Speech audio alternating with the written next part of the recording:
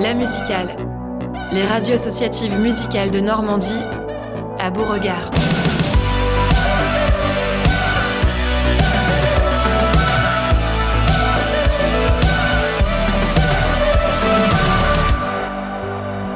Bonjour à toutes et à tous, vous écoutez La Musicale, les radios associatives musicales de Normandie.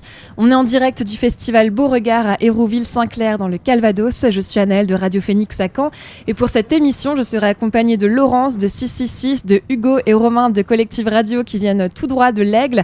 À la technique, on aura Roxane de 666 également et on retrouvera également l'hôte en plateau qui assurera les traductions car oui, durant ces 2 heures de direct, on recevra de nombreux invités derrière les micros de La Musicale et justement recevoir des artistes à la suite comme ça, c'est de l'organisation et pas approximatif, attention, ça se fait à la minute près et derrière cette gestion très cadrée se cachent des personnes qui œuvrent en coulisses. Car derrière chaque artiste, se cachent des équipes entières de personnes qui travaillent dans l'ombre, comme j'ai dit, notamment les attachés de presse, comme Anne-Laure Bouzy. Bonjour Anne-Laure. Bonjour, comment ça va ? Très bien, et toi ? Ça va très bien, merci. Alors pour contextualiser, on est dans l'espace presse du festival Beauregard. Il y a des dizaines de personnes qui s'activent avec des caméras, des perches de micro et des attachés de presse comme toi. Alors toi, tu es attachée de presse indépendante. Tout à fait. Et tu t'occupes cette année de la couverture médiatique du festival Beauregard. C'est ça. Et je suis accompagnée d'Hugo Tanguy aussi. On œuvre à deux depuis le mois de novembre en fait pour l'organisation promo de cette édition. Et on a aussi Morgane de Capelle qui nous a rejoint sur place en fait pour faire tout ce qui est coordination, etc. pour pouvoir justement faire en sorte que les artistes fassent des interviews, notamment votre plateau La Musicale, ainsi que d'autres interviews radio, mais aussi des interviews pour la presse écrite, etc. Voilà. Alors, à l'année, comme je le disais, tu es attachée de presse indépendante. Tout à fait. On appelle ça RP dans le jargon médiatique, relations presse. Comment est-ce que tu décris ce métier pour celles et ceux qui nous écoutent et qui ne connaissent pas ? Alors c'est un métier en fait qui fait le lien entre les journalistes et les artistes, ou les journalistes et le festival, là en l'occurrence. Moi, mon rôle au sein de Beauregard, c'est de faire en sorte en fait, que les journalistes puissent avoir les éléments dont ils ont besoin pour couvrir au mieux le festival. Donc ça va passer par des interviews d'artistes, ça va passer aussi par des interviews des personnes qui gèrent les stands aussi également, des organisateurs forcément, Paul Éclair. De tout type de requêtes, en fait, on va avoir aussi par exemple des demandes, comme je le disais, de personnes qui gèrent les stands de Spritz, par exemple, des choses comme ça, voilà, des choses un peu plus originales, on va dire. Et nous, notre rôle, c'est de coordonner au mieux, en fait, toutes ces interviews. On va créer des plannings promo d'artistes, là, par exemple, Royal République tout à l'heure, Alias, etc. Et on fait en sorte que les créneaux aussi soient les plus arrangeants possibles, mais malheureusement, parfois, avec les aspects techniques, ça colle pas forcément pour le direct, etc. Donc, en fait, fait en sorte que les carrés rentrent dans des rectangles des fois. Voilà, tout simplement. Oui, tu as cité Alias. On aurait dû commencer ce plateau La Musicale avec ce multi-instrumentiste canadien qui joue dans 1 heure sur la grande scène du festival Beauregard. Mais alors justement, il y a eu un aléa technique. Comment est-ce que vous gérez ça ? C'est pas vraiment un aléa technique, c'est qu'en fait, on pensait qu'il pourrait faire 10 minutes d'interview en direct, mais en fait, le soundcheck prend plus de temps que prévu, donc voilà, ça arrive en fait. C'est aussi les aléas du direct, comme on dit, on peut organiser des choses en amont et au final, sur place, on se rend compte que ça colle pas. Donc on fait en sorte justement de réorganiser à la minute près les plannings. Par exemple, des fois, on va avoir la veille un planning qui est hyper calé et le lendemain, en fait, il y a une petite chose qui fait qu'en fait, l'interview pourra pas commencer à l'heure prévu, donc en fait on réorganise toute la journée les plannings heure par heure, quoi. Voilà.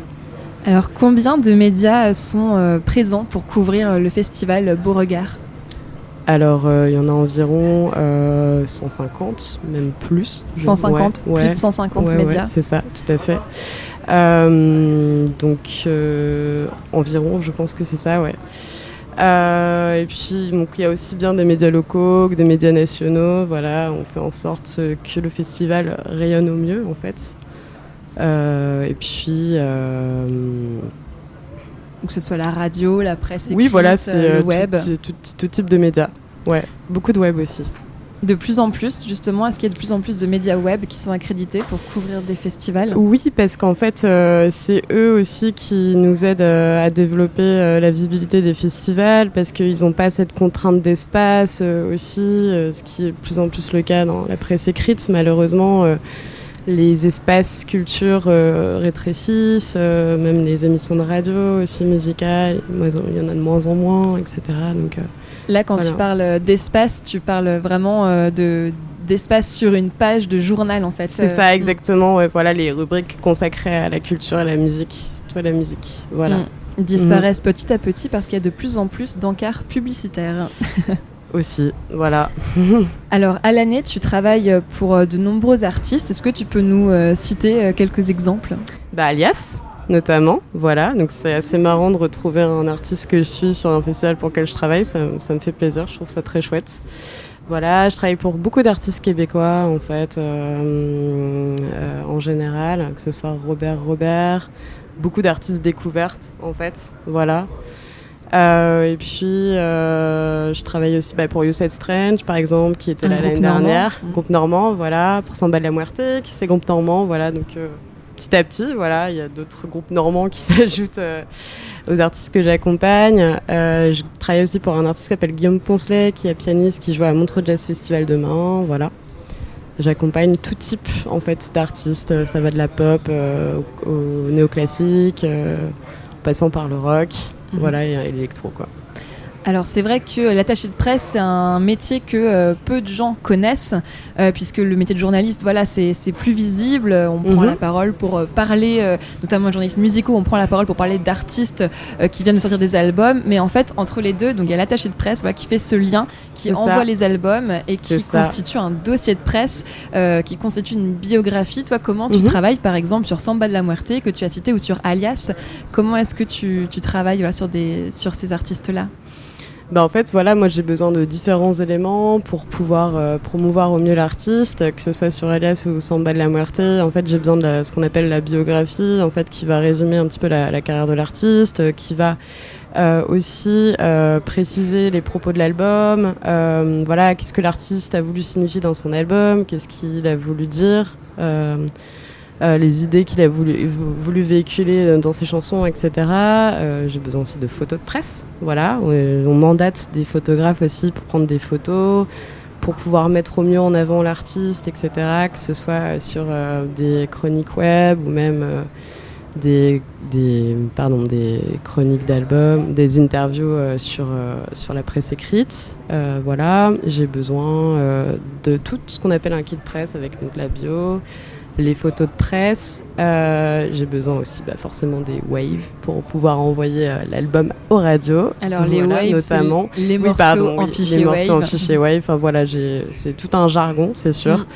Donc voilà, principalement la bio, les photos de presse. Qu'est-ce que je peux oublier de plus ? Le lien, les liens d'écoute. En fait, Avant, en fait, ce qu'on faisait surtout, c'est qu'on envoyait des CD promo. Voilà, on continue encore de le faire, mais moi, j'essaie justement d'être plus dans l'envoi de liens, parce que c'est les CD promos. C'est vrai qu'écologiquement, je trouve ça dommage, en fait. Puis ça se perd sur les bureaux des journalistes, etc.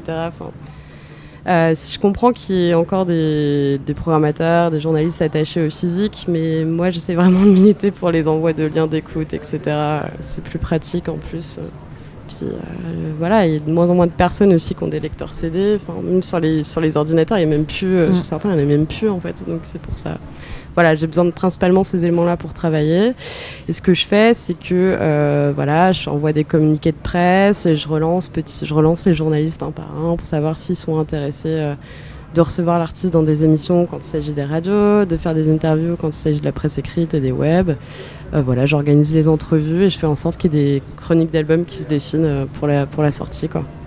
Voilà. Alors, comme je le disais tout à l'heure, l'attaché de presse, c'est un métier qui est peu connu du grand public. Toi, comment est-ce que tu as su que tu voulais devenir RP ? Comment est-ce que tu as découvert ce métier ? En fait, je l'ai su très tôt. À la base, je voulais être journaliste quand j'avais 15-16 ans. Et après, en fait, je me suis intéressée vraiment au métier autour du journalisme, et j'ai découvert ce métier d'attaché de presse, et j'ai découvert en fait le profil d'une attachée de presse en particulier avec qui j'ai pu travailler aussi par moments, ce qui est assez marrant.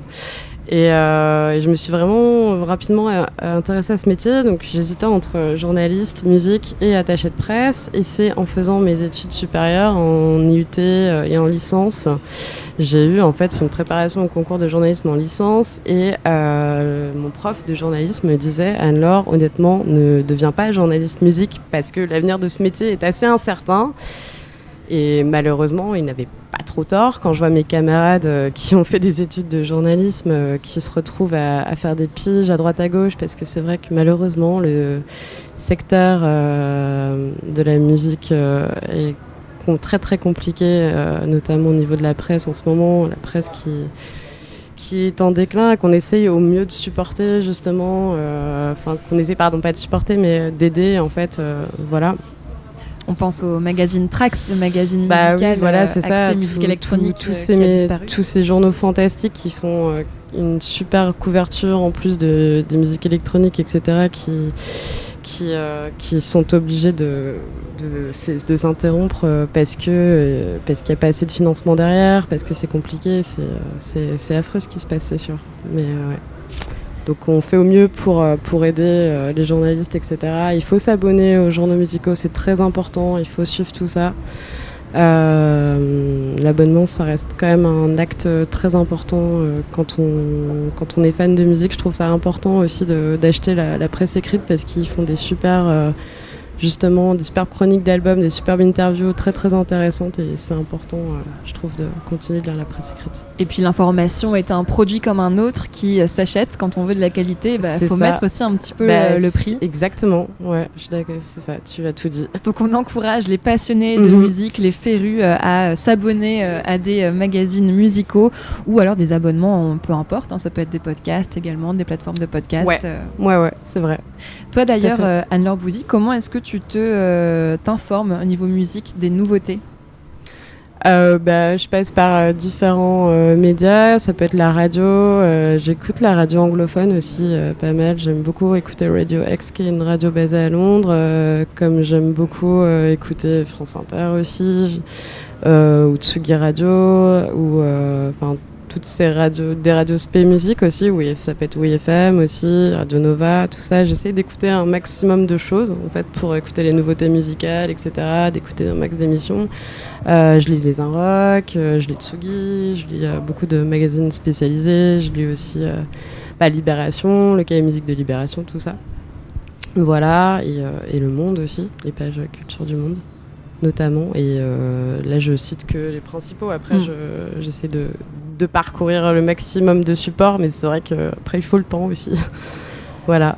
Alors, tu évoquais tout à l'heure le déclin un petit peu de la presse musicale, des médias indépendants. Est-ce que lorsqu'on s'occupe de la communication, de la couverture médiatique d'un festival comme Beauregard, on constate ce déclin justement au niveau de la couverture médiatique, ou à l'inverse, ça donne bon espoir de voir plus de 150 médias présents ici pour les 4 jours de festival? Non, moi je suis quelqu'un de plutôt optimiste, donc certes, oui, c'est compliqué, mais heureusement, il y a des radios comme Tsugi Radio qui viennent faire des plateaux, vous venez aussi faire des plateaux, voilà.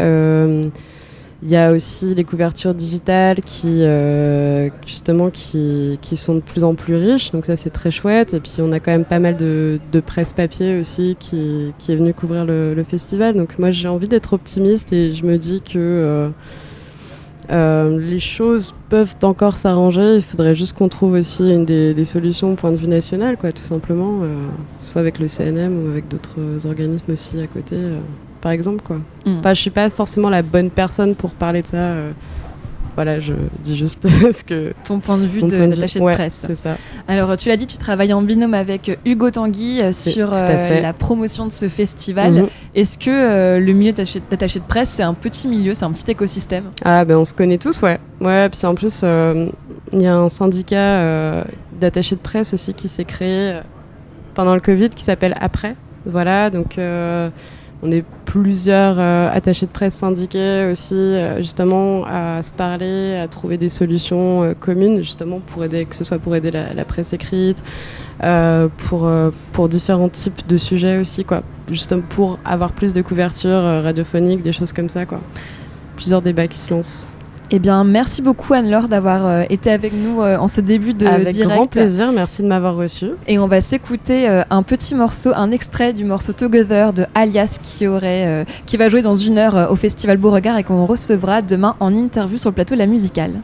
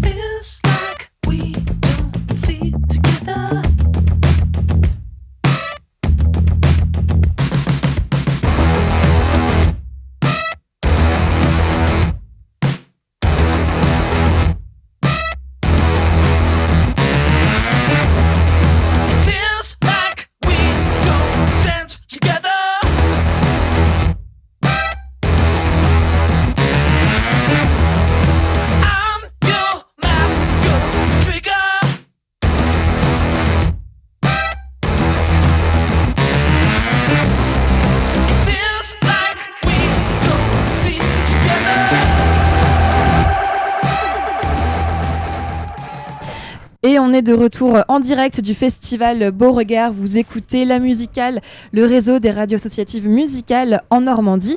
Et à côté de moi, Laurence m'a rejoint de 666. Salut Laurence. Salut Anaëlle. Alors moi, je suis très contente d'accueillir sur notre plateau Claes Janssens. Je me suis entraînée.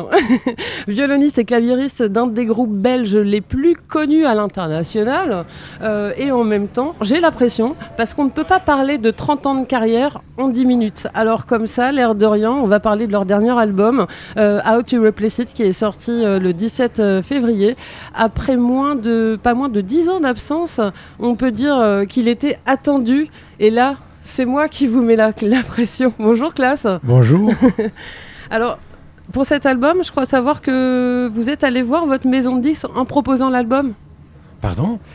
Est-ce que c'est vous qui êtes allé voir la maison de disques en proposant l'album ou c'est la maison de disques qui est venue vous chercher ? Non, on était en train de penser d'enregistrer un album depuis 10 ans, hein, mais le temps, ça va très vite. Et il y avait, comme tout le monde le sait, il y avait le Covid et tout ça. Et on a fait aussi beaucoup de tournées avant, comme le reprise de The Ideal Crash, qui avait, je pense, 20 ou 25 ans.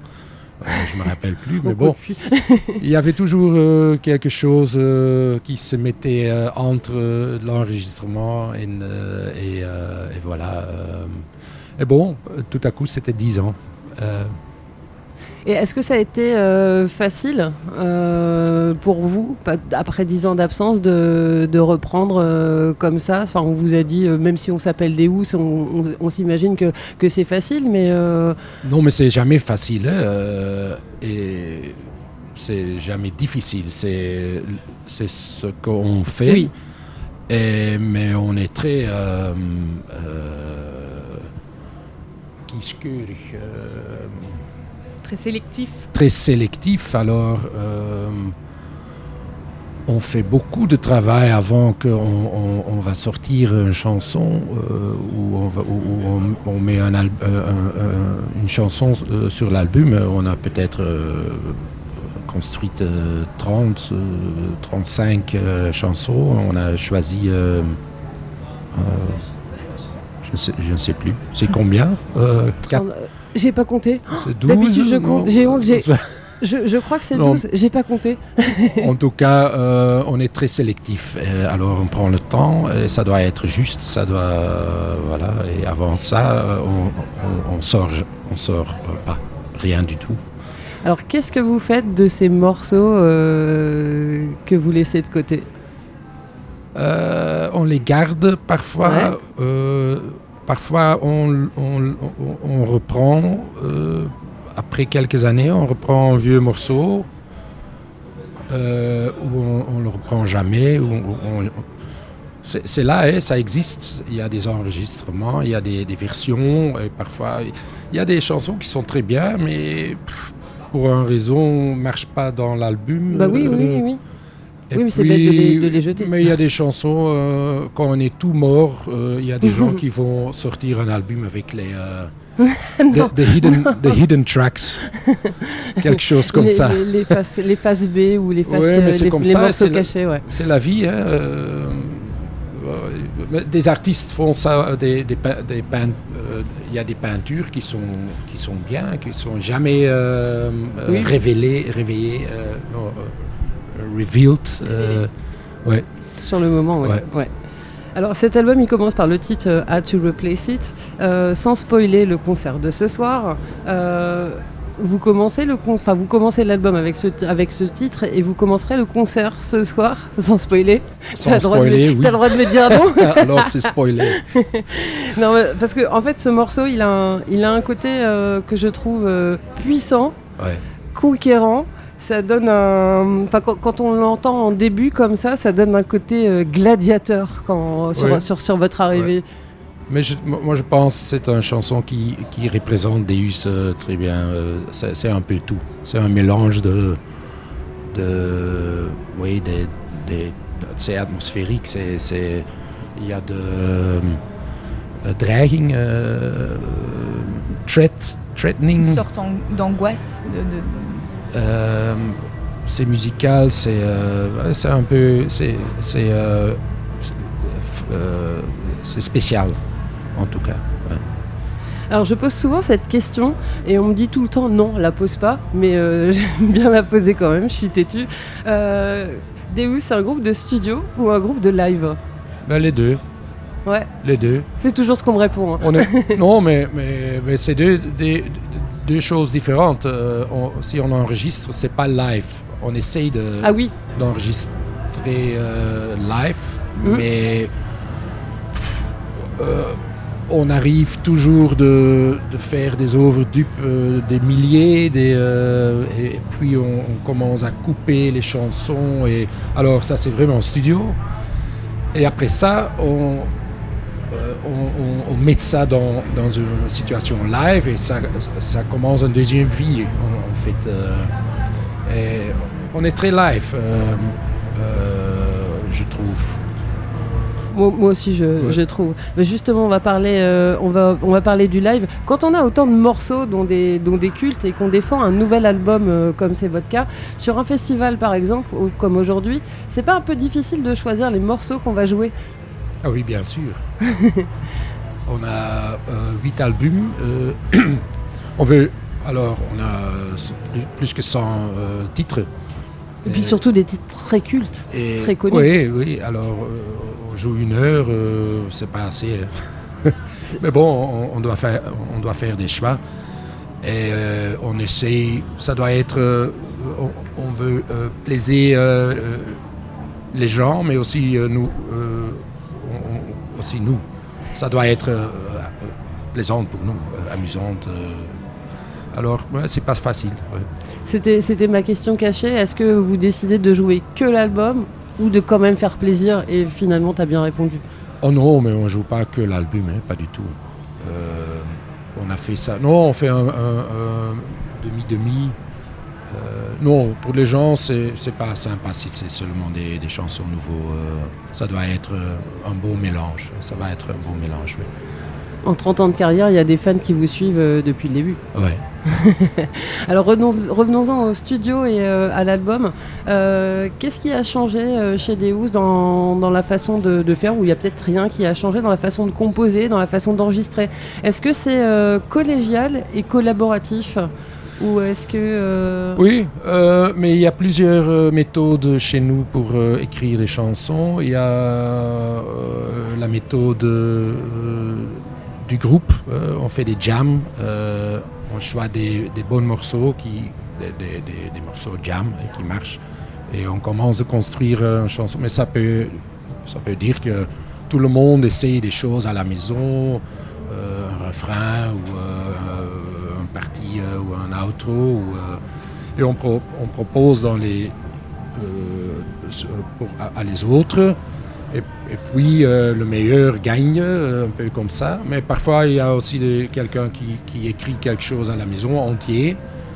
Alors, il y a des différentes possibilités. Et sur cet album aussi, oui, il y a des chansons de Tom, de moi, de tout le monde. Sur la musique, pas sur les paroles? Non, les paroles, c'est que Tom. C'est que Tom, oui, on est d'accord. Oui, oui. Ouais. Non, c'est la musique, je parle. Ouais. J'avais des questions un peu plus précises sur les textes, mais bon, je vais t'épargner. Tu parles du texte?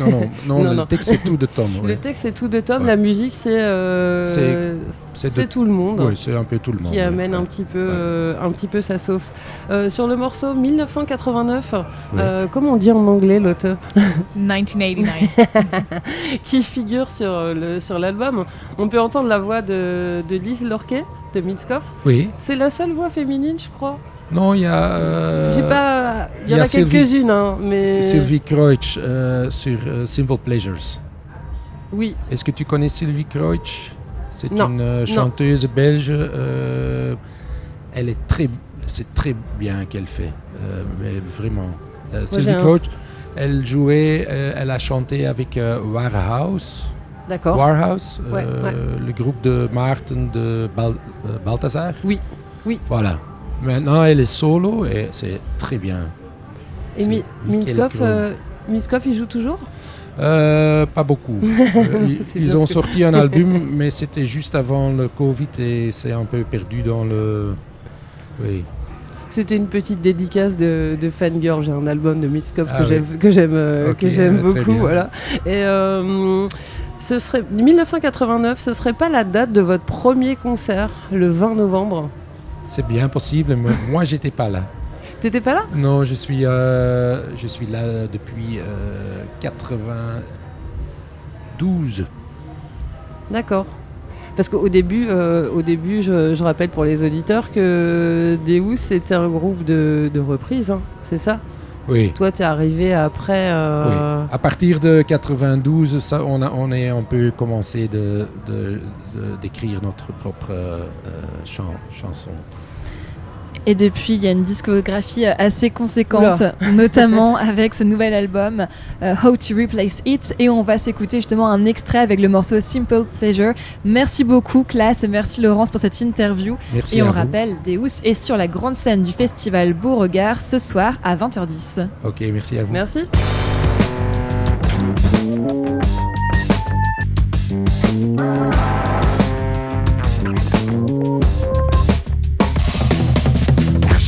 Contract fine for me. Drop it, feet off the beat. iPad recording of your feet. Simple pleasures. Pisces, crises, hail the cow. Making paper airplanes, now making out. Repeat with feeling, repeat without. Repeat simple pleasures, inside out.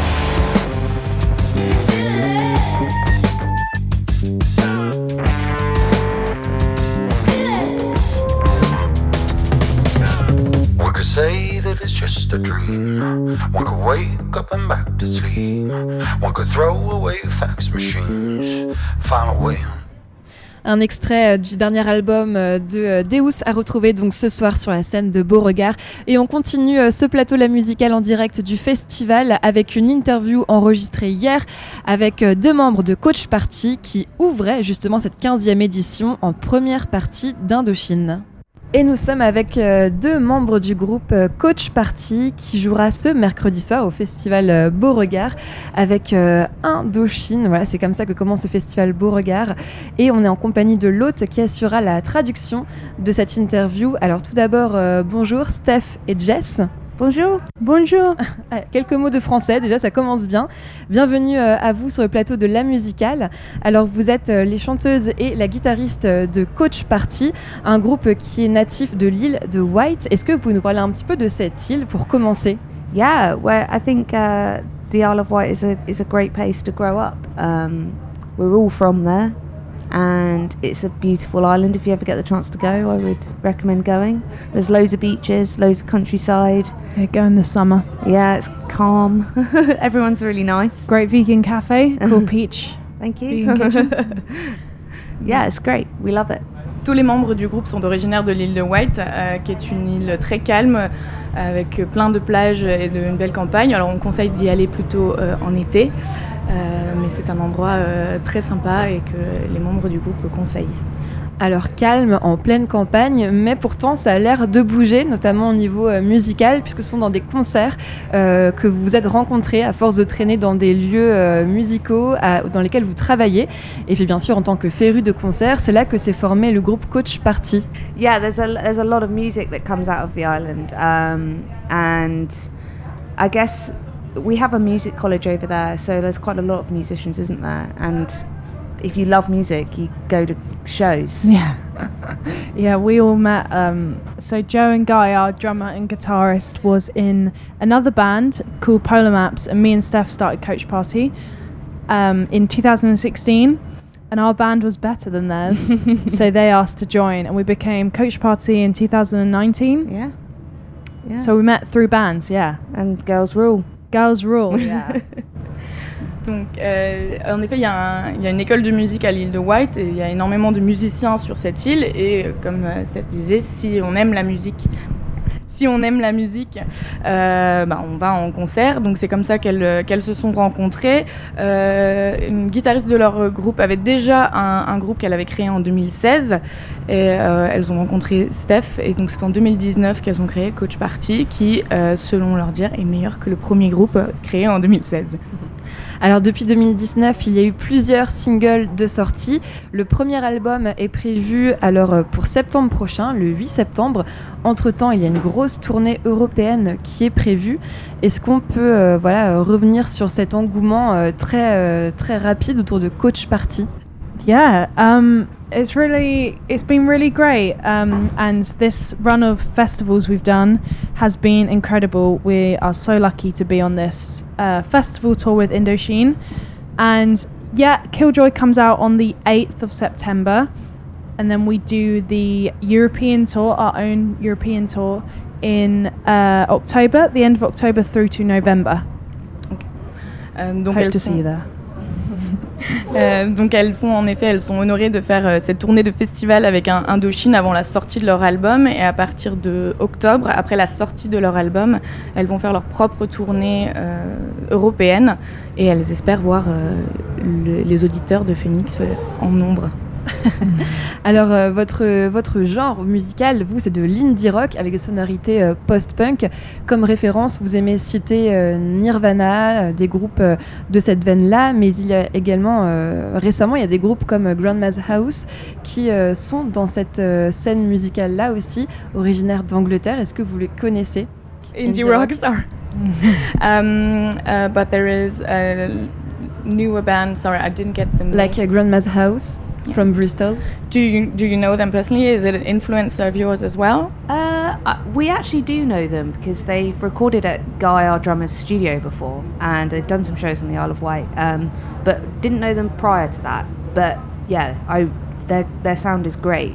I would say our influences kind of stem from 90s bands, like you say, Nirvana, Sonic Youth, Smashing Pumpkins, and then with a little spicy hit of Jess's pop punk and pop culture music that you love.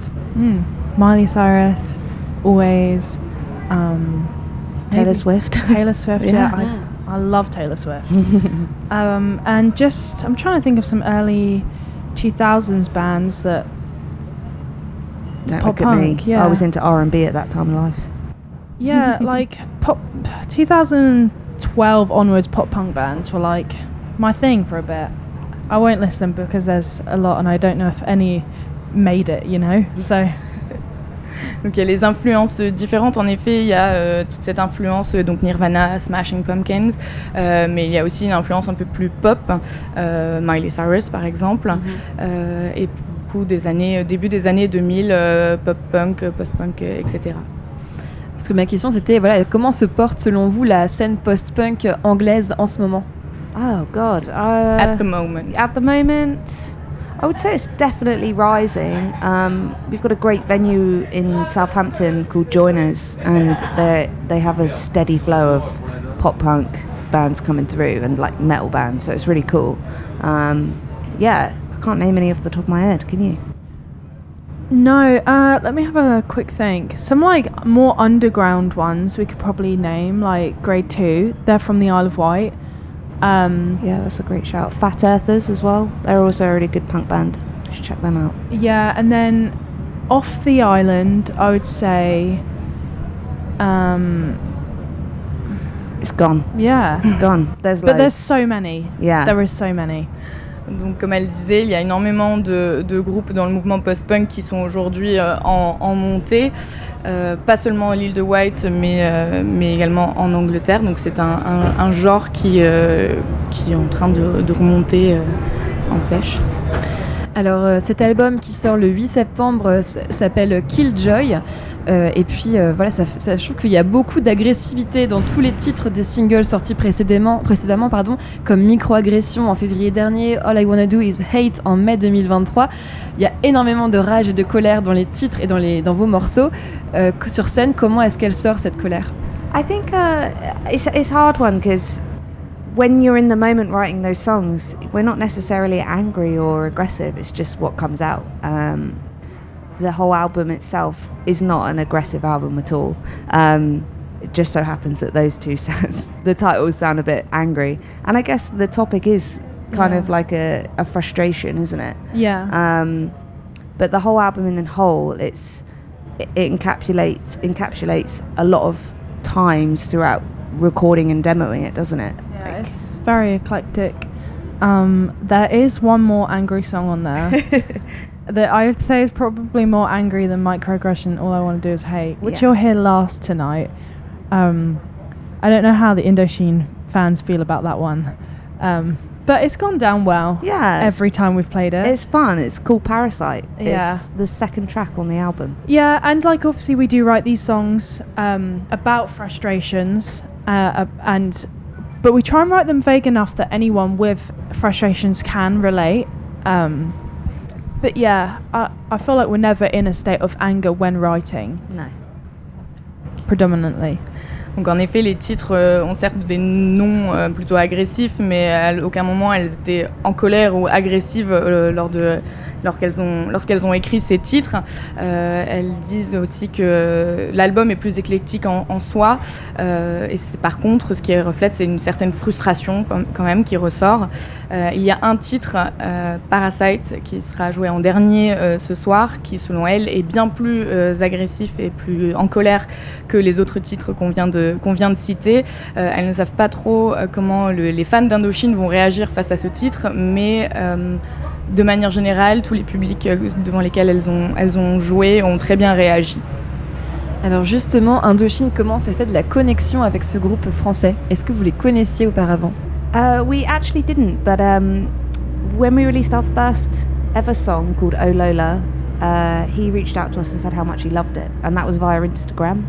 I'll try and find the message. Yeah, and then since then, he's just been championing us since then. He just loves our sound, and then vice versa. Watching his concerts is just incredible. To be able to rally so many people together is incredible, and we aspire to do the same. Donc c'est en réalité Nicolas Sirkis qui les a contactés sur Instagram à la sortie de leur premier single qui s'appelle Oh Lola. Oh Lola. Donc c'est lui qui les a contactés via Instagram. Elle ne connaissait pas Indochine avant, mais en apprenant à connaître via les échanges justement et en voyant les concerts d'Indochine, c'est comme ça qu'elles ont appris à connaître le groupe. Et Jess semblait chercher sur son téléphone le premier message de Nicolas. Est-ce qu'on peut avoir le premier message que Nicolas a envoyé à Coach Party? I mean, you two chat a lot, so you're going to go way back. Yeah, I couldn't... Ils discutent beaucoup sur Instagram, donc le message va être difficile à retrouver. Yeah, I couldn't find it, but I remember it being a few years ago, and Nicola said, "Do you want to support us at Stade de France?" And at the time, I think it was a year away, and we were just sort of like, "Oh, that's a funny joke." Yeah, of course. And then a year later, we got the offer through, and we played in front of 97,000 people with our favourite French band, Indochine. Yeah. And it was life-changing and core memory. Elles n'ont pas retrouvé le premier message parce qu'ils échangent beaucoup, mais elles se souviennent que 1 an avant que Indochine joue au Stade de France, Nicolas Sirkis a envoyé un message leur demandant si elles voulaient être la première partie d'Indochine, et elles ont d'abord cru à une blague. Et puis l'année d'après, elles ont reçu l'invitation officielle pour faire la première partie d'Indochine au Stade de France, et donc ça a été un moment qui a changé leur vie. Alors comment est-ce que vous l'appréhendez ce concert de ce soir, donc mercredi 5 juillet en ouverture du festival Beauregard? Great, firstly. I get very nervous for these things because the Indochine fans are really kind and nice, and Indochine is such an amazing band. I just want them to love us, and I don't want to, let them down. I want to do a great job for Indochine. Yeah, agreed. Elles se sentent plutôt bien, même si un peu stressées, mais les fans d'Indochine sont très bienveillants, très gentils, et elles espèrent juste que le public appréciera leur concert. Très bien, et bien on remercie Jess et Steph du groupe Coach Party d'avoir répondu à nos questions, et on leur souhaite un très beau concert ce soir en ouverture du festival Beauregard. Thank you, Jess and Steph, for being here, and we wish you a very good concert tonight. Merci beaucoup.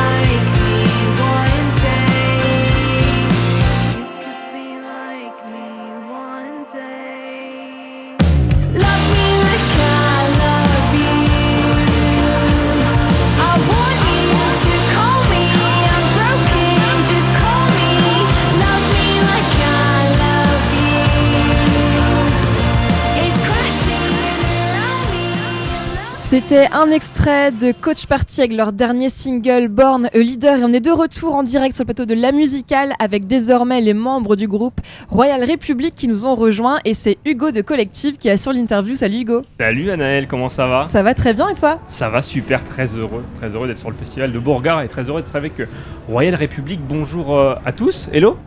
Hi. Mon anglais est très mauvais, donc heureusement, merci à toi de m'assurer la traduction. On a l'auteur encore à la traduction. Merci à l'auteur. Première question pour savoir un petit peu votre rencontre avec la musique. C'est quoi la première chanson que vous vous rappelez, que vous avez entendue dans la voiture de vos parents? So first question, first of all, thank you all for being here for the interview. First question, what is the first song you remember hearing in your parents' car when you were younger? Wow. I'm just gonna bust out the Traveling Wilburys. That's the super group with Bob Dylan, Tom Petty, Roy Orbison, Jeff Lynne, and George Harrison. And the song was called The End of the Line by the Traveling Wilburys. Je traduis comme End of the Line de Traveling Wilburys, c'est la première chanson. Super. Quand j'ai préparé l'interview, je suis tombé sur votre live à l'Olympia. C'était comment? How was the Olympia, your live at the Olympia?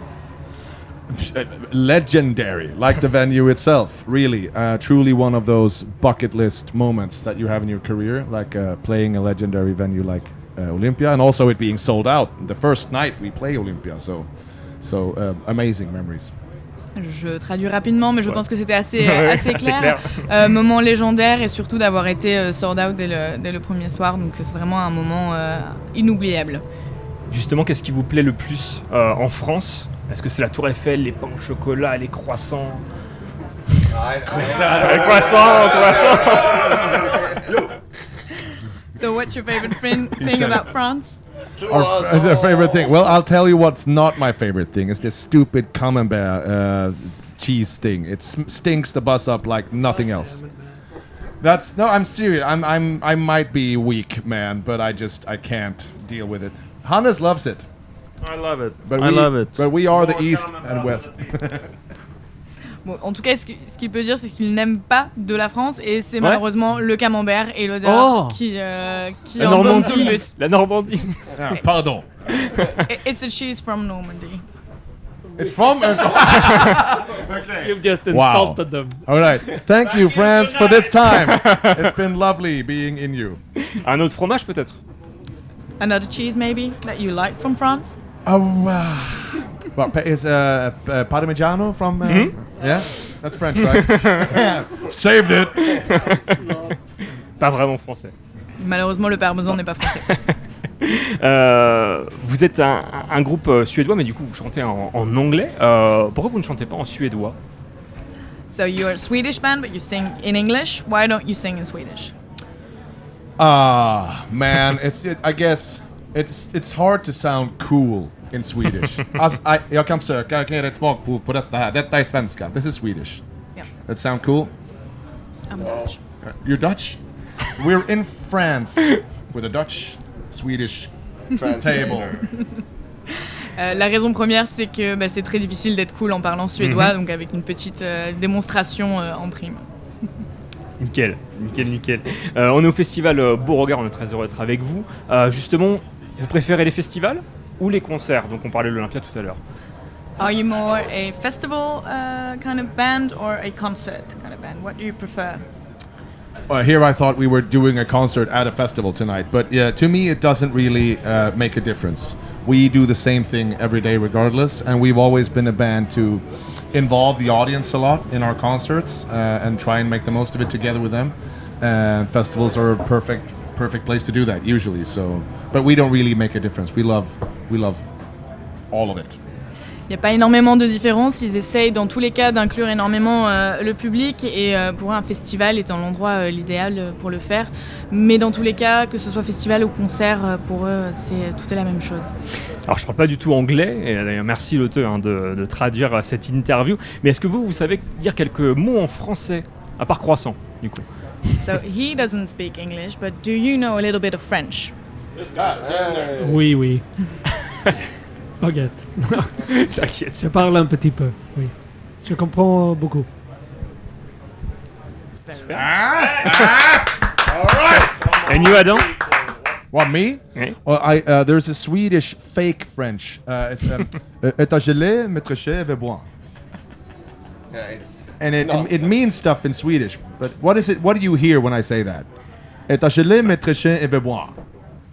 Bonjour ma très chère, je veux boire. Non? What is he saying? Hello, my dear. Do you want a drink?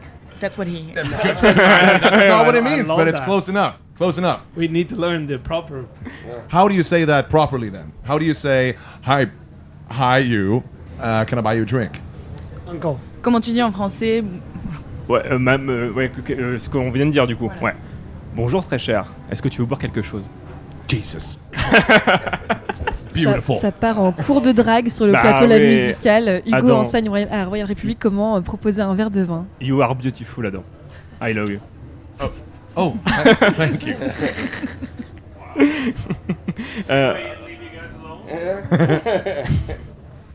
Bon, je pense qu'effectivement, il n'y a pas besoin de traduction sur tout ça. On parlait justement de la différence entre les concerts et les festivals. Est-ce que vous avez une anecdote particulière de quelque chose qui s'est passé à un concert ou un festival, une bêtise que vous avez fait avant, pendant, après, durant un concert ou un festival? Do you have a little anecdote or fun fact about one of your concert, festivals, gigs that you've done? Something that I'll tell you about the weirdest show we ever did a couple of months back. During the pandemic, we got a call to our management by a very rich person in Stockholm. And he wanted to book the band for his, 50th birthday party? And we've never done anything like that. And we never will again. But it was the pandemic, and we were unsure if we were ever going to be on a proper stage again. So we said, and they were like, they threw a ridiculous price at him, our management, because they were sure he would back off. And then he went like, okay. So we were like, all right, we're coming. We brought like a whole production and we played his backyard in front of like 10 of his friends and some kids. And his wife served us sushi. And it was insane. We played like a 90-minute full-on World Republic concert on like a wooden... Same set we did at Rock am Ring the week before. It's insane. Donc l'anecdote remonte à la... Yeah, good luck remembering that. On me souhaite bon courage pour me souvenir, mais je me souviens. Donc l'anecdote, c'était pendant la pandémie où le management a été contacté pour jouer à un anniversaire d'une personne très riche à Stockholm pour ses 50 ans. Ils ne l'avaient jamais fait et ne le referont plus jamais d'ailleurs, mais ils ne l'avaient jamais fait. Ils leur ont un peu proposé un prix dérisoire, pas dérisoire justement, un prix énorme en disant ça passera pas. C'est passé, ils y sont allés, ils ont joué devant 10 personnes et quelques enfants et sur une petite scène en bois pendant 90 minutes et ils ont mangé des sushis à la fin et voilà, c'était une expérience particulière. Exceptionnel. Nice. Exceptionnel. Ma chère. C'est quoi votre morceau préféré jusqu'à présent et pourquoi? Un morceau qui vous transcende, qui vous fait faire des frissons. What is your favorite song up until now that your own song? Ouais, vous donne des frissons, vous transcende quoi. Du groupe ou de... Non, alors oui, personne ne comprend cette question. Justement de tous les temps. La meilleure musique de tous les temps, c'est laquelle? Favorite song ever? Oh, the easy one, are we? My favorite song ever. Wow. I'm gonna go with the last reel of the soundtrack to E.T. by John Williams. That's 15 minutes of pure magic. La bande-son d'E.T. par John Williams. Génial. Vous passez vers 23h donc à Beauregard. À quoi on doit s'attendre quand on vient vous voir sur scène? What do we have to expect? What to expect when we go and see you on stage tonight? You can expect the sun to have gone down because we have a late slot. We play at 11:55, which is probably our latest show this summer. So you can expect a tired band. No, we're gonna be fine. We had a good day and we're all rested up, so you can expect the same kick-ass mayhem as usual. Alors, on peut déjà s'attendre à ce que le soleil se soit couché, puisque c'est un des concerts les plus tard qu'ils aient jamais fait. Did you tell him that it's going to be dark? I did. Donc il fera nuit, mais ils se sont bien reposés aujourd'hui, donc ce sera le même spectacle qu'habituellement et qu'on peut attendre beaucoup d'énergie ce soir. Et ça va être très rock. It's gonna rock. It's gonna rock. On va passer à des questions un petit peu plus décalées. Donc là, bon courage pour la traduction dans les deux sens. Si vous étiez une saveur de chips, vous seriez laquelle? Chips. If you were a crisp flavor, what would you be? I love this country. Beef, wasabi. What are the British people doing? Like, when talking of crisps, like shrimp-flavored crisps? You would be pho-flavored. Pho, yeah, Vietnamese soup-flavored crisps. Yeah, that would be something. Yeah. Camembert chips. Yeah, that would be Hannes. That would be Hannes. That exists. It does? Yeah. Wow. How does it taste? Like camembert. But crunchy. How does it smell? Crunchy beer? Does it have that authentic camembert smell?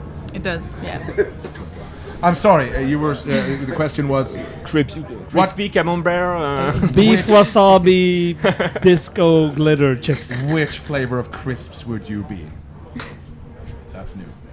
Bon, la réponse est allée un petit peu dans tous les sens. Il y avait la soupe, la soupe vietnamienne, mais aussi les chips au camembert. Et donc j'ai précisé que ça existait déjà et que ça.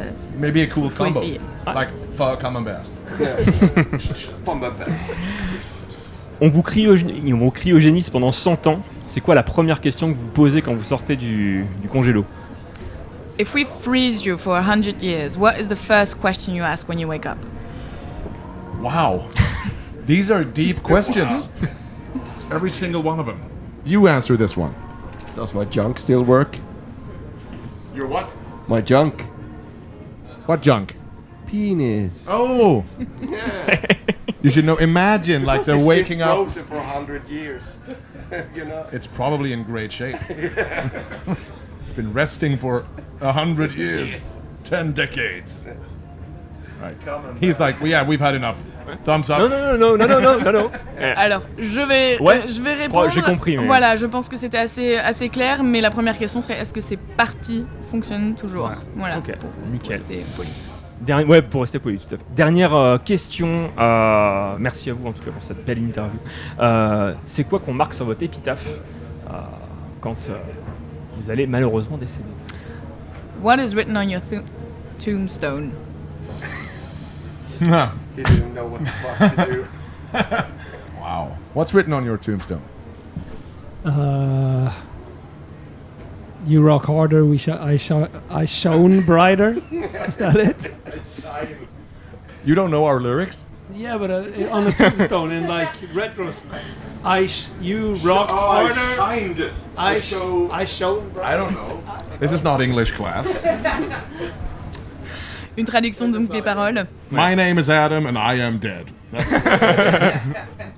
J'ai pas besoin de traduire, je pense. Et c'est une non-traduction des paroles, donc you worked harder, I shined brighter. Tu as rocké plus fort, moi j'ai brillé plus fort. Traduire littéralement. Parfait, merci pour cette poésie. Thank you very much, ma chère. Et merci Royal République d'avoir été avec nous pendant ce quart d'heure. Et très bon concert ce soir. Thank you and enjoy your concert tonight. Thank you very much. Thank you. Peace out. Merci Hugo et merci aux membres de Royal République pour cette interview. Et avant de se quitter et de se retrouver à 18h pour la deuxième heure de direct, en direct donc du festival Beauregard, on va écouter le morceau Tripping the Night tiré du dernier album de Royal République.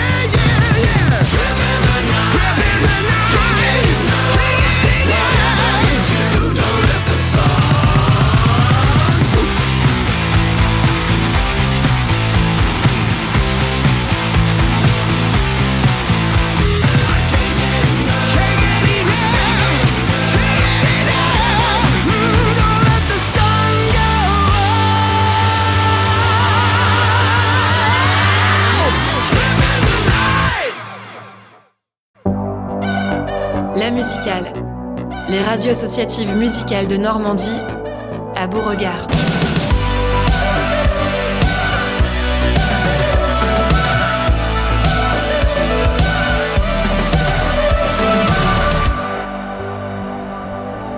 On entame la deuxième partie d'émission sur les radios de la musicale, les radios associatives musicales normandes. Cette deuxième partie d'émission, toujours en direct, bien sûr, du festival Beauregard. Je suis Laurence de 666 et je suis accompagnée de Roxane à la technique. Il y a Anaël aussi, Romain, Hugo, Yves et Timothée qui nous a rejoints. Nous allons recevoir Paul Langeois sur cette émission, Schalk, Lottie, Charles de la Phase B.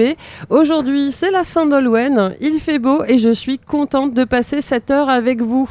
Et avec Paul aussi. On va commencer avec Paul. Bonjour Paul. Bonjour. Tu vas bien ? Oui, très bien. Fatigué, mais ça va. Alors, comment ne pas commencer cette 15e édition sans t'inviter ? C'était quand même, on va pas dire que c'est un passage, un passage obligé, mais on commence nous aujourd'hui, mais en fait, toi, tu as déjà commencé hier. J'ai commencé hier et puis j'ai commencé depuis 2 semaines sur site. Oui, mais en fait, je voulais parler d'hier. 30 000 festivaliers. Je suis pas très chiffre, mais j'ai lu 30 000 festivaliers hier. Bah oui, et en même temps, c'est pas une surprise puisqu'on a annoncé le festival complet sur les 5 jours, donc en février, et la capacité du site étant à 30 000, donc on va avoir 5 jours à 30 000, 150 000. Ok, donc c'est 30 000 jours. Alors je le redis, je suis pas très chiffre, donc ça fait 150 000 en tout. Ouais, 30 000 x 5, si je compte bien, je sais pas compter, je suis à 150. Et je sais tellement pas compter, justement, je vais te demander de te rafraîchir la mémoire pour qu'on se rende compte, parce que c'est une édition record, on est d'accord ? Oui. C'était combien la première ? 2 fois 10 000. Ah ouais. Voilà. Ce qui était déjà énorme pour un premier festival.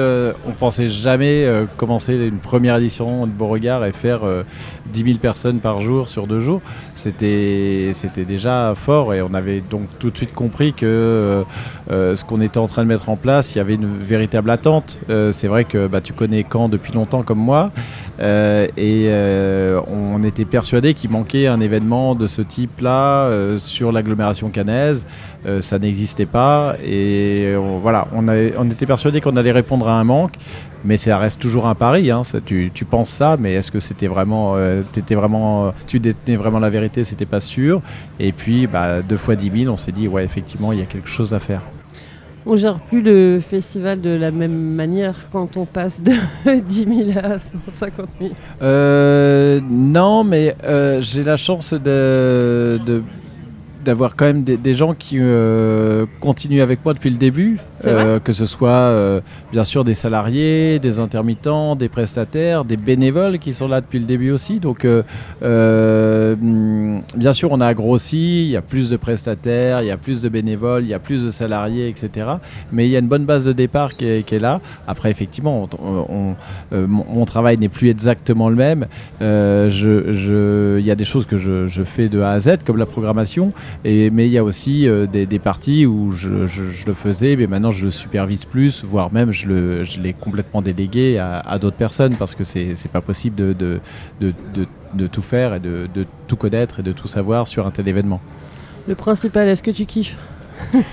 Ouais, bien sûr, heureusement qu'on arrive encore à kiffer, mais des fois c'est un peu tu vois, j'ai 15 ans de plus et puis il y a du stress quand même. T'as beau être complet, etc., il peut t'arriver plein de choses et effectivement le stress est là, la fatigue est là, mais le kiff est toujours là aussi, c'est parfait. Alors justement, t'en parles. Justement, on allait parler des contretemps au niveau du festival. Là, pour ce soir, c'est l'annulation de Blur. Moi, je voulais savoir quel impact ça a pour toi, pour le festival, une annulation comme ça. La première chose, c'est qu'on est déçu en tant que programmateur de perdre sa tête d'affiche du jeudi, qui était aussi un groupe que j'étais particulièrement content de faire. C'était la première date de Blur en France depuis 8 ans. Enfin, il y avait tout un truc. Il y a un nouvel album qui arrive et les morceaux sont très bons. Enfin, et à quelques jours du festival, perdre ça, c'est un peu comme en voiture, tu perds une roue là, tu vois, ça devient compliqué. Et donc il a fallu faire face à ça. Ça veut dire tu as toutes tes équipes qui travaillent depuis longtemps sur le festival, qui sont sur site et qui bossent, et il faut se dire qu'est-ce qu'on fait quoi. Donc il faut obligatoirement trouver un groupe qui le remplace, parce qu'on n'allait pas laisser 1h30 de vide. Donc il fallait combler, et puis après il faut mettre en place la communication, expliquer les choses sur les réseaux sociaux, sur partout. Il fallait aussi mettre en place la possibilité de rembourser. Je rappelle quand même que beaucoup ne l'auraient pas forcément fait et nous, tout de suite, on a annoncé que ceux qui veulent peuvent se faire rembourser. On est même allé jusqu'à rembourser la quote-part du jeudi pour tous les passes 2-3 jours, c'est-à-dire 4 et 5 jours. C'est-à-dire que si tu avais un pass 3 jours, on te rembourse un tiers de ta place. Donc on a été plus qu'honnête avec notre public et on a subi. Voilà. Et après, j'ai vraiment eu cette chance un peu d'avoir réussi à choper les Royal Blood en très peu de temps. En 48 heures, on arrive à confirmer un groupe inter, l'annulation d'un groupe inter par un autre groupe inter. Effectivement, de toute façon, tu ne peux pas remplacer Blur par Blur, tu peux remplacer Blur que par autre chose. Donc t'aurais pu voilà. tenter Pulp. T'aurais pu tenter Pulp. Non, j'ai pensé Noël Gallagher parce que je me suis dit après Liam, pas Blur. J'aurais pu terminer par Noël Gallagher et voir ce qu'il pourrait me faire. Mais... Juste par rapport à l'année dernière, toi tu t'aimes bien prendre des risques en me disant j'aurais pu tenter Noël Gallagher. Non mais voilà, après c'est ce que je dis, c'est de l'événementiel et qu'est-ce qui s'est passé, c'est qu'il y a un batteur qui s'est cassé les doubles ligaments, donc ça devient difficile de jouer de la batterie. Je sais pas si vous avez vu, il a fait un tweet il a pour fait un petit mot d'excuse, etc. Oui, c'est vrai. Voilà, c'est encore une fois. Tout peut arriver, même ce soir, tu peux très bien te retrouver avec un groupe qui est super malade. Moi, je me souviens de Interpol la première fois qu'ils sont passés à Beauregard. 1 heure avant, on a fait venir le médecin dans la loge. Il y avait le chanteur qui était malade à crever, vraiment fièvre, mal de bide, etc. Et on était en train de se dire, on va peut-être à 1 heure du show annuler Interpol. C'est des choses qui arrivent parce que les groupes, c'est des humains comme toi et moi. Ah oui. Et dans 1 heure, il peut t'arriver quelque chose. Tu peux avoir une très mauvaise nouvelle et pas être capable de faire face à cette nouvelle-là et pas être capable de monter sur scène.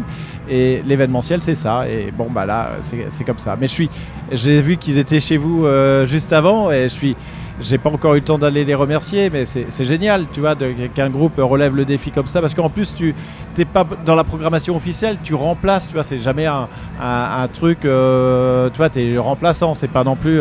et eux, ils ont tout de suite relevé le défi, ils ont tout de suite dit OK, ça a été très vite, et on les remerciera jamais assez d'avoir dit oui en 48 heures. Alors pour les auditeurs et pour toi, je te rassure, on a croisé Deus sur le plateau, on était contents, ils vont très bien. On a fait un petit check-up, prise de température, ils pètent le feu. J'ai vu un petit peu les balances là et rien que ça m'a fait juste envie d'être à 19h05 devant la scène Beauregard, ouais. Ça faisait partie, avant de monter le festival, des groupes que parce que là on peut dire quand même que Deus, c'est la 2e fois qu'ils viennent. Ouais, c'est un groupe que de toute façon la scène belge, je l'adore. Bah oui, c'est pour ça que je te posais la question. Et c'est un groupe que j'aime beaucoup. Ils sont passés au Big Band Café, ils sont passés à Beauregard. Quand j'ai su qu'ils revenaient, qu'il y avait un nouvel album qui arrivait, etc., je me suis tout de suite dit, il n'y avait pas photo, quoi. Je les voulais, quoi. Voilà. C'est génial cette fidélité, parce que tu aurais pu dire Bah non, mais après, voilà, on le disait, hein, ça fait 15 ans Beauregard, donc obligatoirement, tu as des groupes que tu vas refaire. Je sais pas, si on comptait le nombre de groupes différents qui sont passés à Beauregard, c'est par centaines, c'est peut-être 500, 600 groupes. Est-ce que quelqu'un ici est capable de citer 600 groupes sans s'arrêter? Non. Moi non plus. et donc, obligatoirement, tu as des groupes qui vont revenir, et c'est logique. Angèle est passée, et elle revient. Sting avait fait un concert mémorable et je m'étais toujours dit qu'il faudrait que j'ai un jour qui revienne. On s'est dit que c'était le moment de le faire et voilà. Donc les Chaka Ponk font une tournée d'adieu, on se dit on les fait pas. Si on s'était dit non, on les a déjà fait, c'était un peu con cette tournée d'adieu. Il faut qu'ils disent adieu au public de Beauregard aussi. Donc voilà, c'est ces choses-là. Et puis en même temps, il y a toujours des nouveaux groupes et ça c'est important. Ce qui est génial, c'est qu'ils re-signent à chaque fois. En fait, c'est que l'accueil a dû être assez formidable. Tu leur redemandes de revenir et à chaque fois, ils reviennent tous. Oui, je pense que les artistes qui ont déjà une fois vécu Beauregard ont envie de revenir parce qu'ils ont tous des moments, ils ont tous passé souvent des moments fabuleux. Donc c'est vrai qu'ils sont bien accueillis, qu'ils aiment bien les conditions techniques, qu'ils aiment bien le catering, ils aiment bien plein de choses et ils sont très contents de revenir. Et puis il y a ceux qui entendent parler de Beauregard et qui ne sont pas encore passés et qui ont très envie de venir, donc ça c'est super aussi. Alors, on va pas parler que des concerts. L'année dernière, il y avait le studio qui a fait son apparition.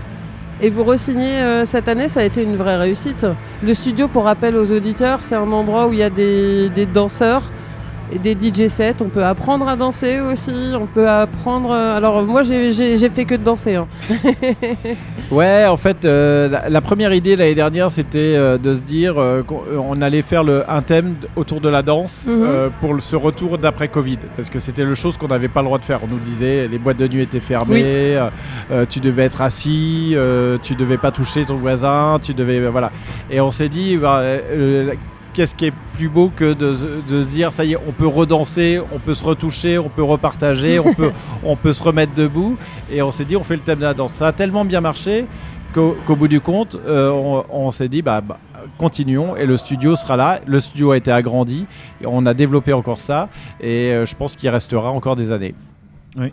Alors moi je voulais revenir sur les concerts, alors notamment les moments forts que tu attends toi cette année. Bon, t'en as parlé un petit peu tout à l'heure, mais à part Deus, qu'est-ce que tu attends cette année comme groupe Ah, c'est toujours difficile de dire ça parce qu'après, si je cite pas tel groupe et qu'il m'entend, il va dire oh putain, il a pas parlé de moi, ça veut dire qu'il va... personne nous écoute. Mais non, mais alors c'est vrai que moi ma culture musicale qui est plutôt rock, pop rock, je suis et New Wave, moi je suis très content de revoir Interpol, très content de revoir Algie, très content de revoir Deus, très content de découvrir The Antidius que j'ai jamais vu encore sur scène. Et voilà, ça peut aller d'une tête d'affiche à un groupe plus petit et découverte.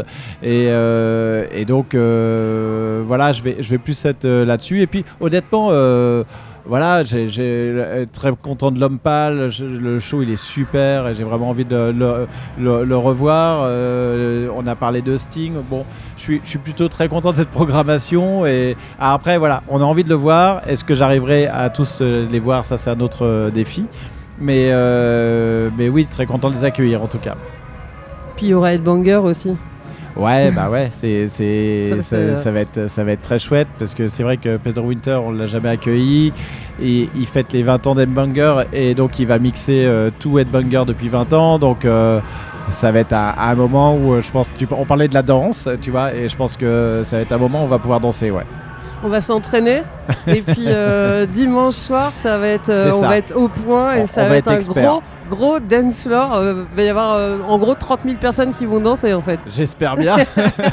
C'est un truc énorme. En tout cas, merci Paul d'être venu. Je crois qu'on va te retrouver. Oui. Dimanche, à mon avis, on va te recroiser avant, voir si tu t'es échauffé, si tu as quelques pas de danse comme ça. Voilà. Mais alors là, si je fais vraiment des pas de danse dimanche, il serait passé quelque chose. Il faudra s'inquiéter pour moi. Je te défie au studio, on essaie de se croiser et je te regarderai danser. Merci beaucoup d'être venu en tout cas. Merci à toi. Merci à vous et merci à la Musical, c'est vraiment un chouette projet. Et je te dis probablement à dimanche en tout cas. Nous en attendant on va s'écouter Shulk juste avant d'écouter l'interview. Le morceau c'est Asking et l'EP c'est Conditions. I have been asking for a friend. There is no limit. There is no end. I rest my head on his shoulder. I'll see you later when we get older. I'll see you later when we get older. I'll see you later when we get older. I have been asking for a friend. There is no limit. There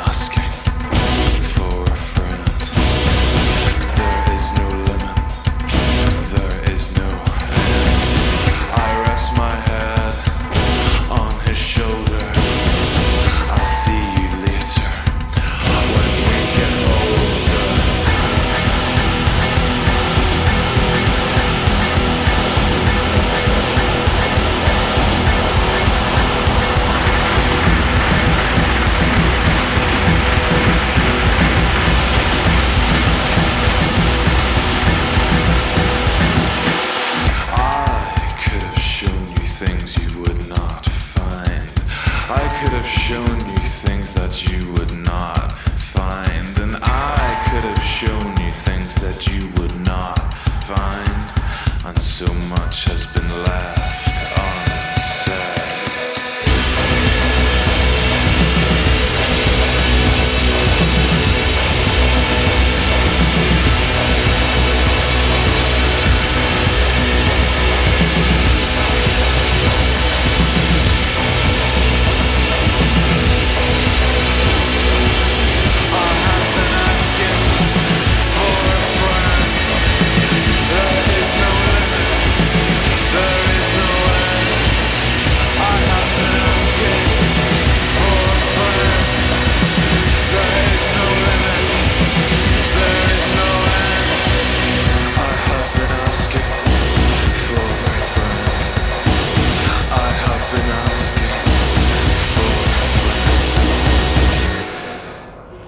Vous êtes on est toujours en direct, nous, et vous êtes toujours à l'écoute des radios, vous, de la musicale, les radios associatives musicales en Normandie.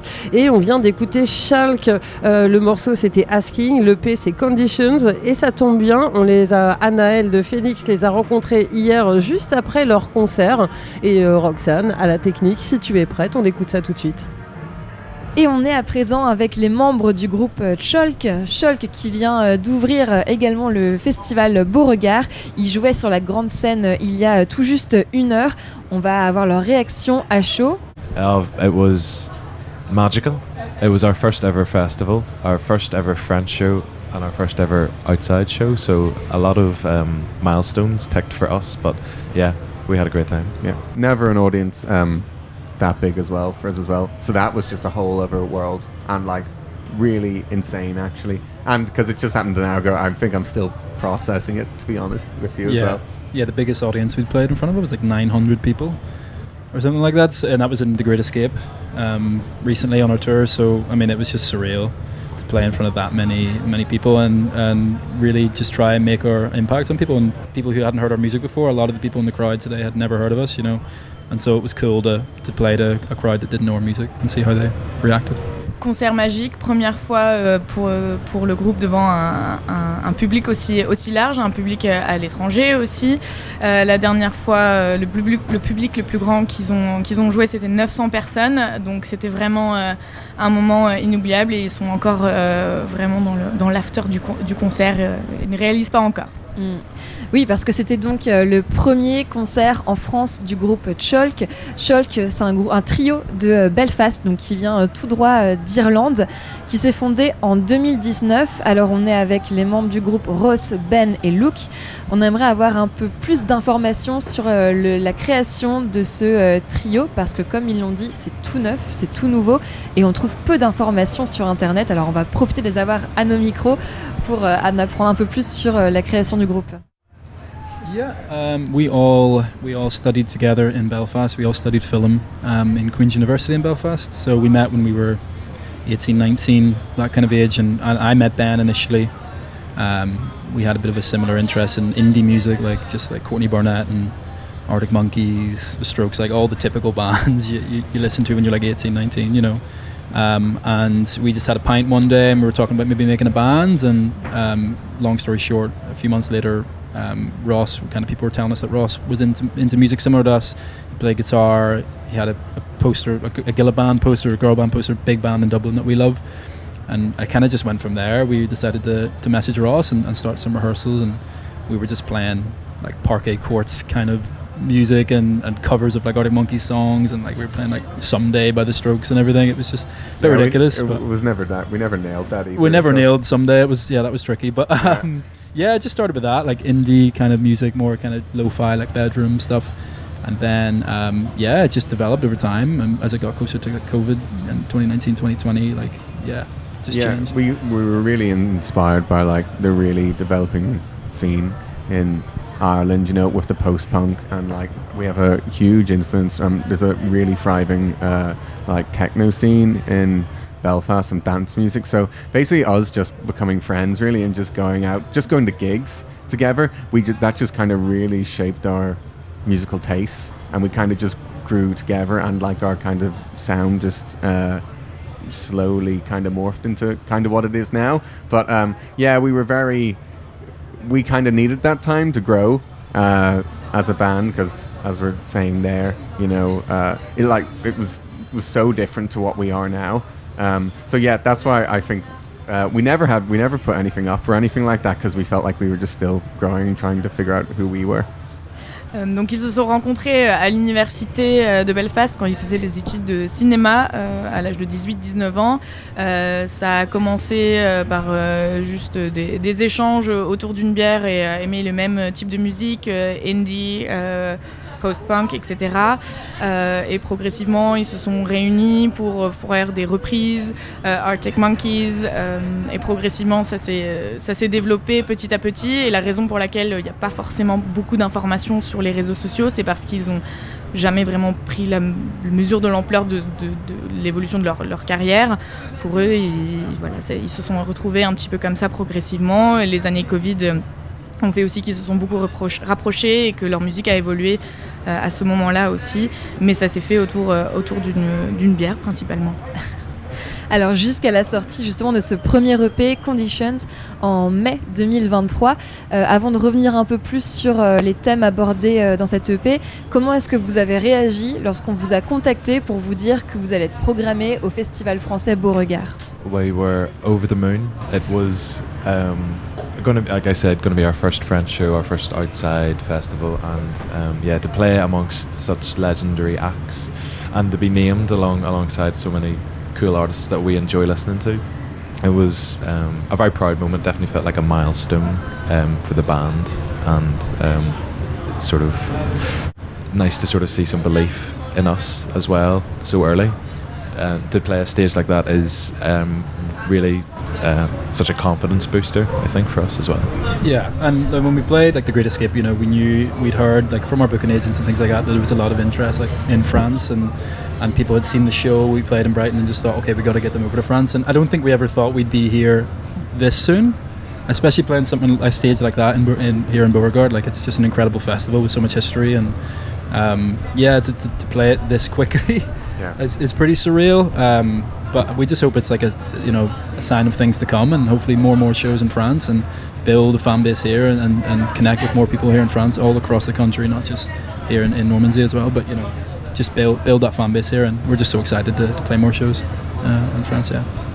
Donc bien évidemment, ils étaient très excités à l'idée de venir jouer sur une scène comme Beauregard. C'était leur première date également en France, mais aussi à l'étranger. Très fiers aussi, c'était un vrai cap pour eux en tant que groupe de jouer une scène comme Beauregard, et aussi un moment où ils ont pris conscience que les gens croyaient en eux. Donc très fiers, et ils espèrent, ils n'y croyaient pas au départ, mais ils espèrent avoir touché le public français, que c'est aujourd'hui un nouveau pas, en tout cas un pas vers de choses plus grandes. Votre premier EP donc est sorti en mai dernier, Conditions, avec 4 titres. Parmi eux, des singles sortis plus tôt comme Static, Asking, Vélodrome. À travers ces singles, vous abordez beaucoup la notion du temps, le passé, le présent, le futur. Comment vous dealez avec tout ça? Quel est votre rapport avec la notion du temps où tout se mélange? Your EP came out in May 2023. Before that, you had a few singles coming out, Static, Asking, Velodrome, French way. You sing about a lot of topics like past, future. What is your relationship with that, with time?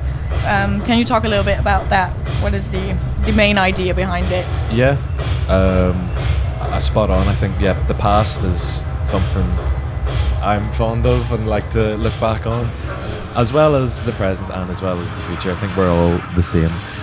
No, the past is something definitely to think about. We like to write about it. That's my take. Yeah. And that's Indochin. Yeah, I know, like obviously, like everybody in the past few years, a lot has happened in our lives. Everybody's gone through like a really strange period in time. And so we're trying to document like how we've been feeling, how we've been reacting to everything that's happened in our lives, personal and non-personal, like how we've changed as friends, as people as well. And I think the songs, there's quite a lot of kind of bleak and dark themes in there, and we didn't want it to be completely kind of one-sided. So, the song Conditions, for example, which closes the EP, is more of like an uplifting kind of outlook on life, and despite everything that might have happened that's been awful to so many people, like, we're all still alive, and there's something to be celebrated, and in being alive and sharing experience with people and being able to look back in the past, even if it is something dark or something bad or something you regret, like being able to feel it and experience it is special because you're alive, you know, and like that's something we were trying to talk about, just the human condition in general in the EP. Donc le passé est en effet un sujet qui est beaucoup abordé dans leur titre, pas seulement d'un point de vue personnel, mais aussi à une échelle un peu plus grande. Les dernières années, personnellement, ils ont vécu beaucoup de choses, mais aussi à une échelle plus large. Donc c'est quelque chose sur lequel ils aiment bien refléter, mais ils n'ont pas envie d'avoir un côté uniquement très dark, tourné sur le passé. Ils essayent aussi d'avoir un regard vers l'avenir, et ils espèrent surtout que ça parle aux gens et que ça leur permette de prendre conscience que oui, dans le passé, on vit tous des choses, mais c'est ce qui fait aussi qu'on est vivant et qu'on vit. Clairement. Alors en ce moment, la scène irlandaise se porte plutôt bien. Il y a des groupes comme Fontaines DC qui ont fait rayonner la scène post-punk à l'international et qui ont ouvert la porte pour des groupes plus récents comme Just Mustard. Et puis vous rejoignez cette veine. Comment est-ce que vous vous situez sur la scène irlandaise? Yeah, I mean, the fact that we're on such a small island and it's such a small country and there's been so much music and so much rich tradition, not just in the past 10 years, but obviously going way back. It's kind of impossible not to feel that around you, even though we're up north in Belfast, and that sometimes feels like a disconnect from Dublin down south. It still rises its way up, and you hear all this music, and you hear about all these bands coming through. I mean, Ben here, Saul Fontaines, like when nobody knew them, and like they were playing just pubs in Limerick and things like that, and like. Yeah, the guitarist is he's from my hometown in Monaghan, and I remember my mate said, "Oh, there's this guy. They've got a song." Called Liberty Bell, and he like works in the pub, and I was like, oh, I think I know that guy. And then like I saw that like the day come, I was like, these guys are like pretty good. And then it was so interesting like seeing them like come up, and just like I just knew that guy was like, I think I was way too young to be in the pub. I think he was a couple of years older than me. But yeah, that was like it's so much, and like we couldn't help be influenced by it. I mean, we definitely covered Boys in the Better Land. I don't think we ever really played. I mean, but we definitely like played that in our practice studio, you know. And and even we've worked. Our producer, Chris Ryan, like he produces. He's produced like Just Mustard and stuff like that, and like their unbelievable guitar tone and stuff like that. So it's definitely all interlinked and connected. Yeah. And everybody knows each other in Ireland as well. That's the thing. Like everyone knows everyone. Yeah. We found Chris because of New Dad and Just Mustard and bands like that. And so you just hear stories about producers, about musicians, fellow creatives all the time in Ireland because it's so small and everyone's in that little bubble. And particularly in Belfast, I mean, it's like such a small city. So we know kind of every band there and who's playing where and what are the pubs they go to. And yeah, it's a tight-knit community. It's a very small community, but it's a very passionate community. And there's a lot of brilliant art coming out of Ireland in general, so it's hard not to be inspired. Je vais essayer de résumer en incluant le plus de détails possible. L'Irlande, c'est une petite île. Tout le monde, pour résumer, tout le monde se connaît, même si ils sont très au nord à Belfast. Les influences remontent de Dublin également. Ben racontait que le guitariste de Fontaines DC, au final, c'était quelqu'un qui venait dans le bar où il allait aussi. Ils se connaissent. Tout le monde se croise, donc tout le monde est influencé. Ils parlent clairement de communautés très, très liées entre eux et il y a vraiment une communauté dans la post-punk en Irlande. Et il me semble qu'ils ont évoqué aussi le compositeur Chris Ryan avec qui ils collaborent. No, Chris is our producer, yeah. Ross, maybe could comment on Chris a bit more because Ross and Chris's relationship has developed quite a lot since we met him. Ross would do a lot of our kind of composition, and particularly at the start he would bring tracks to me and then to Ben, and so we've developed a really strong relationship with Chris over the past few years. He feels like another member of the band, and you know, to say that about your producer is amazing feeling. We can trust him and we're really excited to work with him in future still, you know, so. Donc Chris Ryan est en effet leur producteur avec qui ils sont très proches. Ils le considèrent comme un quatrième membre du groupe. Ils travaillent beaucoup ensemble, beaucoup d'influence aussi de la part de Chris Ryan au sein du groupe. Et donc voilà, Chris Ryan qui travaille également avec des groupes comme New Dad, Enola Gay, Just Mustard. Donc voilà, ils ont raison, vraiment l'Irlande c'est une toute petite île. Alors cette EP Condition, c'est vraiment une lutte pour découvrir notre raison d'être et notre place dans ce monde, ce sont leurs mots. Alors eux, j'aimerais savoir quand est-ce qu'ils ont compris que la musique était leur raison d'être dans ce monde. I'd say we're probably still trying to find our place in the world, and like Conditions is like us kind of. I mean, I'd say music was like a really big, powerful thing for us, you know, in kind of like for us just growing as people and just like connecting as like a group of people and everything, you know, there. No, yeah, it was just like Conditions just really is. Luke touched on, you know, a lot of the other songs are kind of the struggles we kind of felt as a band that came out of lockdown, you know, like definitely we were that kind of band, but yeah, so Conditions is just us kind of those more positive things of us coming together as musicians and like kind of creating a sound that we really loved.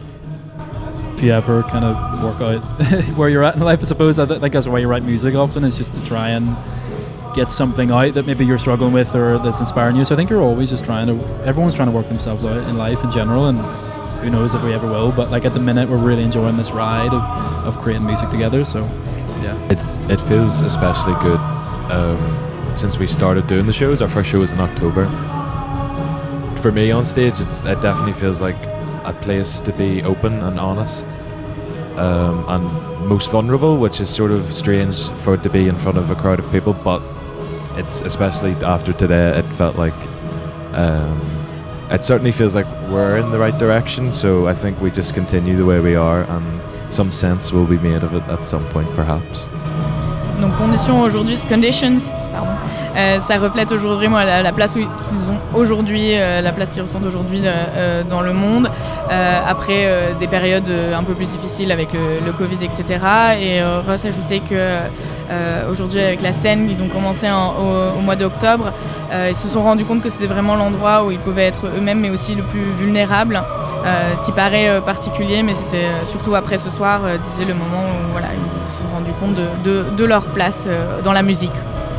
Eh bien, merci beaucoup Ross, Ben et Luc d'avoir été sur le plateau de la musicale pour répondre à nos questions. Et on le rappelle que votre EP Conditions est disponible sur toutes les plateformes. Vous vous appelez Chalk. Merci beaucoup. Thank you so much. Thank you. C'était Chalk avec Anaël, mais on est aujourd'hui et ça y est, on est avec Hugo qui va interviewer Lottie qui a joué tout à l'heure. Je vous laisse tous les deux, je reste pas loin, je vous surveille. Pas de souci, merci beaucoup Laurence. Salut Lottie. Bonjour. Ça va ? Oui, ça va très bien, merci. Et toi ? Ça va super, je te remercie. Ah, t'as kiffé ton set ? Ouais, j'ai kiffé, ouais. Je viens juste de descendre, donc voilà. Mais ouais, j'ai est-ce que tu as vraiment redescendu aussi au niveau esprit ? Non, tu es encore là-haut ? Non, je suis encore un peu au-dessus de moi-même. Ça a été quoi ta rencontre avec la musique ? Comment ça s'est passé, toi ? Comment tu as rencontré la musique ? Mon père est musicien, du coup je l'ai rencontré quand même assez tôt, genre dans mon salon avec des disques de rock plutôt. Et après, j'ai été inscrite en fait très vite dans une école de musique actuelle dans ma ville. Et j'ai pris des cours de chant, j'ai pris des cours de guitare. J'ai fait des ateliers où on réunit plusieurs jeunes et on fait des groupes quoi, de reprises. Et ça a été ça d'ailleurs mes premières expériences de scène en fait. Et après, j'ai arrêté la musique pendant genre tout le lycée et toutes mes études sup, enfin mes 3 premières années. Parce que j'ai laissé de la place aux arts plastiques, en fait. Et après, j'ai repris. Quel type d'art plastique Enfin, j'ai une autre question avant, mais quel type d'art plastique En fait, j'ai toujours fait du dessin, de la sculpture, des miniatures, enfin plein de trucs. Et du coup, j'ai fait les arts déco de Strasbourg. Et là-bas, j'ai fait 1 an en scénographie. Ensuite, j'ai passé mon diplôme en art pur. Installation et tout ça, et ensuite en fait j'ai bifurqué et j'ai fait beaucoup plus de la déco de ciné et j'en ai fait mon métier pendant 1 an et demi. Mais en fait en même temps je faisais le projet Lottie, c'était il y a 1 an et demi là, et ensuite du coup voilà. Quand tu dis déco de ciné, c'est des décors de la déco au cinéma. Ouais. Ok, nickel. Qu'est-ce qui t'a fait le plus kiffer niveau film, niveau, je sais pas, court-métrage peut-être Ouais, en fait, après c'est des prods qui t'appellent et puis tu bosses, voilà, c'est un job alimentaire, mais plus quoi, job trop cool. Enfin, moi la déco j'adore. Donc non, j'ai fait des films, j'ai fait une série à Paris qui m'a plu. Et voilà, enfin tout était bien. toutes nécessitaient des décors cool, donc c'était bien. Comme tu disais, donc tu as repris donc il y a 1 an et demi, ça t'a manqué la musique? Ouais, ça m'a grave manqué. Et en fait, on avait ce projet avec ma binôme de scène, la Louise, et ma productrice, de faire un projet ensemble en fait un jour. Et en fait, on s'est retrouvés dans une coloc à Paris. Moi, j'ai fait du ciné, elle était ingénieure du son. Et on a créé l'EP d'Alva qui est sur les plateformes, vraiment dans notre chambre, quoi. Toutes tes chansons sont à texte. Que veux-tu que le public retienne de tes musiques? Oh waouh. Il y aura des questions moins sérieuses après, t'inquiète pas. Je sais pas, en fait, j'aborde des sujets quand même hyper différents. Du coup, je sais pas trop ce que je voudrais qu'ils retiennent. Je sais pas. Je parle beaucoup d'amour, je parle beaucoup de la vie en général, des questions existentielles. Enfin, il y a plein de choses dans les sons qui sont déjà sortis et dans ceux qui vont venir. Je sais pas si on peut retenir une idée, tu vois. Comment tu vois l'avenir? Bien, ça va. Ça va, nickel. C'est top, c'est bien. Au niveau de ton processus de création, comment ça se passe? C'est quoi où est-ce que tu crées? Où est-ce que... Alors en fait, on est tous dans un studio qu'on a la chance d'avoir depuis 6 mois parce qu'on a rencontré des gens super cool qui nous ont laissé nous installer. Et en fait, on fait des prods à genre 6 mains, tu vois. On va chercher une boucle, on la fait nous-mêmes et ensuite on travaille beaucoup l'instru en fait, tous ensemble. Ensuite, j'écris assez vite et après, en fait, le truc c'est que depuis que le projet existe, on a fait beaucoup de lives et du coup, on a été très très vite amené à juste bosser les lives en fait. Donc voilà. S'il y a autre chose qui est bien bossé, c'est les clips. J'adore les clips, j'adore tes clips. Merci. Vraiment. Très un peu à l'américaine. Pourquoi ce parti pris? Enfin, moi j'ai trouvé ça que c'est un peu à l'américaine. Peut-être que je me trompe totalement, mais pourquoi ce parti pris? Je suis un peu américaine, je crois, dans la... Non, je rigole, je sais pas. Non, mais oui, bien sûr, parce que les Américains, quand même, ils taffent la lumière, ils taffent la réal. C'est une de mes passions aussi. Enfin, je réal, du coup, tous mes clips. Je co-réal. Et le dernier, par exemple, Hollywood, on l'a vraiment pensé comme un... de toute façon, il s'appelait Hollywood, on l'a vraiment pensé comme un film... Voilà, enfin, c'est pas... Ça s'invente pas, en fait. Mais j'apporte une attention un peu particulière à la réalisation et à l'image. J'aime vraiment ça, tu vois, à côté de la musique. Ouais. C'est quoi ton morceau préféré de tous les temps? Oh waouh, c'est horrible. Bah ouais, désolé. En plus, j'y ai pensé il y a pas longtemps. Ah bah nickel. T'avais préparé une mais carte. j'avais pas trouvé, c'est ça le problème. Waouh. Ça va pas t'aider, ils ont répondu la bande originale d'E.T. tout à l'heure. Oui. D'E.T., waouh. Ouais, tu vois, ça va pas t'aider du tout. Hein. Non. Attends, laisse-moi 5 secondes. Non, c'est déjà écoulé. Ou on met sur pause. Et ce sera ma dernière question. On peut pas, on peut faire comme ça. Oui, non, mais on est en direct, mais j'ai d'autres questions. Et voilà. Je sais pas, putain, il y a trop de trucs que j'aime. Je peux donner des références, mais moi j'aime beaucoup Luigi, j'aime beaucoup Amy Winehouse, j'aime beaucoup Damon Albarn. C'est ce que je disais, je regrette beaucoup qu'il soit pas là parce que j'aime tout ce qu'il fait. J'aime beaucoup Gorillaz. Mais la chanson la plus belle de tous les temps, ouais, c'est compliqué. Je sais pas. Faudrait que j'y réfléchisse. Ça reste à son Excuse-moi. réponse. Non, mais il n'y a pas de souci. Normalement, on se revoit en septembre pour une autre interview. Donc, ah bon? Y a pas de souci. T'as le temps de réfléchir. D'accord, super. Les artistes qui chantent en anglais, on leur pose la question de pourquoi ils chantent en anglais. Ouais. Toi, pourquoi tu chantes en français? C'est une bonne question. J'ai commencé par faire de l'anglais en fait. Surtout quand j'avais des groupes un peu plus amateurs de reprises et tout quand j'étais plus jeune. Mais en fait, je me suis dit que j'allais jamais pouvoir véhiculer vraiment. Enfin, je veux dire, on n'a pas l'argot, quoi. Enfin, si je voulais faire du hip-hop, en fait. Tu vois, demain, je pourrais monter un groupe d'indie rock, tu vois. Je chanterais sûrement en anglais parce que ça s'y prête. Mais là, tu vois, en faisant du hip-hop comme ça, et ce que j'aime faire, en fait, tu vois, R&B, machin, je me sentais pas de le faire en anglais parce qu'il y a tout un argot qui va avec cette culture que j'ai pas. Et pourtant, mais j'ai celui de ma langue, tu vois. Donc voilà. Tu es notamment là parce que donc tu as gagné tu as fait la finale du tremplin John Session. Qu'est-ce que tu as ressenti voilà, quand tu as su que tu allais venir jouer à Beauregard? Bah, beaucoup d'émotions. C'est une victoire un peu collective, tu vois. Parce que comme je te disais, on est tous au studio, on travaille dur, on a tous lâché notre job.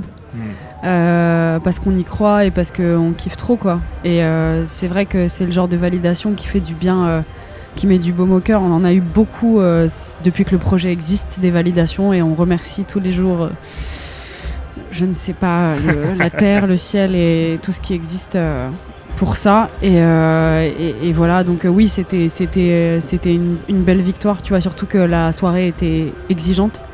Donc ouais. C'est encore plus satisfaisant. Je vais passer à des questions un petit peu plus décalées. C'est quoi l'habitude la plus chiante des autres, selon toi? L'habitude la plus chiante des autres? Arriver à l'heure. Putain, ça existe, les gens qui arrivent à l'heure? Oui. Putain, bah, je sais pas comment ils font, parce que moi... voilà. Et la tienne? Comment? La tienne? Ton habitude la plus chiante? Mon habitude la plus chiante? Ouais, je mets un peu de temps à me préparer le matin. Ça dépend des fois. Mais ouais, voilà, je dirais ça, tu vois. Mais sinon, ouais, je sais pas. J'en ai pas trop. C'est quoi ton plaisir coupable dans la vie? Alors, promis, je juge pas. Il est pas coupable, mais il est un peu décalé. C'est Juliette Armanet. Mais il est pas coupable, tu vois, parce que c'est une artiste très talentueuse, en fait. Voilà. Sinon... j'adore le carpaccio de Saint-Jacques, voilà. Mais c'est pas du tout un plaisir coupable. C'est très bon en fait. Tout le monde devrait manger ça. La vie est un jeu, on est tous d'accord. Mais c'est quoi tes règles? Bah, il y en a quand même, tu vois. Mais en tout cas, depuis 1 an et demi, c'est de se faire plaisir, de croire en soi, de croire en ses rêves. C'est un peu bateau, mais c'est vrai. De prendre soin des gens qui nous entourent et qui nous donnent autant de force et de prendre soin de sa famille, parce que bah, parfois elle peut partir plus vite que l'on ne le croit. Et à part ça, tu vois, kiffer, se faire plaisir. Je veux plus avoir de patron.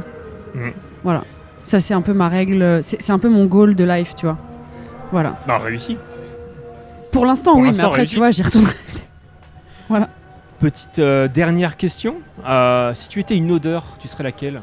Oh wow. À part le carpaccio Je de serais Saint-Jacques. définitivement mon parfum qui est incroyable et que j'aime trop, qui s'appelle Philosico. C'est des notes de figue avec du cuivre. Voilà, je peux pas te dire mieux. Nickel. Merci beaucoup, Lottie, pour cette Je t'en interview prie. et à très bientôt. Merci Lottie, merci Hugo. Je vous ai coupé parce que vous aviez parlé d'Hollywood tout à l'heure et j'avais très très envie d'écouter un morceau de Lottie et le titre Hollywood qui finit. C'est son dernier single sorti. Roxane, c'est à toi.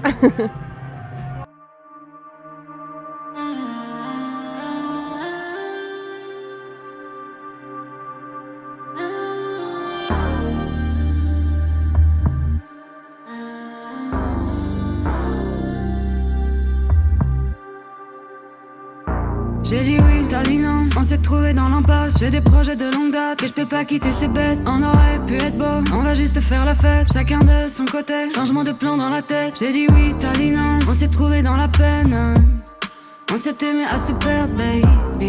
Nouveau foyer, nouveau ciel, hein. J'aurais pu t'emmener à Hollywood. On aurait raidé Hollywood.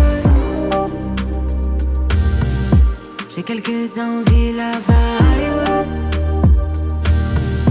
Toi t'aurais envie d'aller où?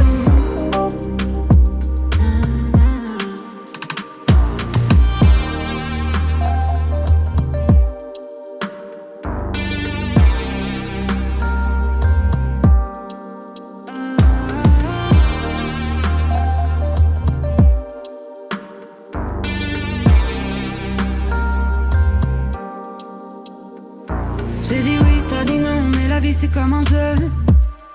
Avant pourtant tu le savais. On est, on meurt, y'a pas de gagnant. Je suis pas femme à laisser tomber. Y'a trop de peur, trop de friction. Ils veulent le love mais pas le frisson. Ah bon, toi tu roules dans un circuit fermé. Je conduis seul parce que c'est plus sage, mais Moi je te connais quand tu chantes dans ta caisse, que tu fumes pour calmer le reste. Ah ouais, dis-moi qui se cache sous ta veste. J'aurais pu t'emmener.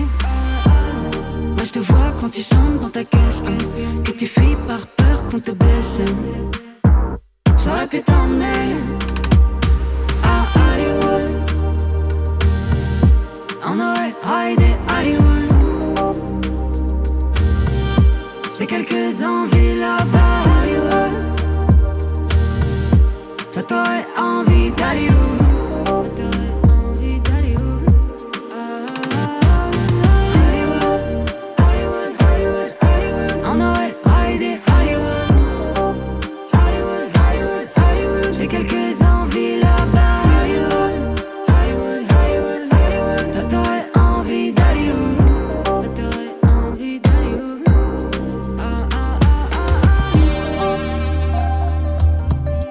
Toi t'aurais envie d'aller où?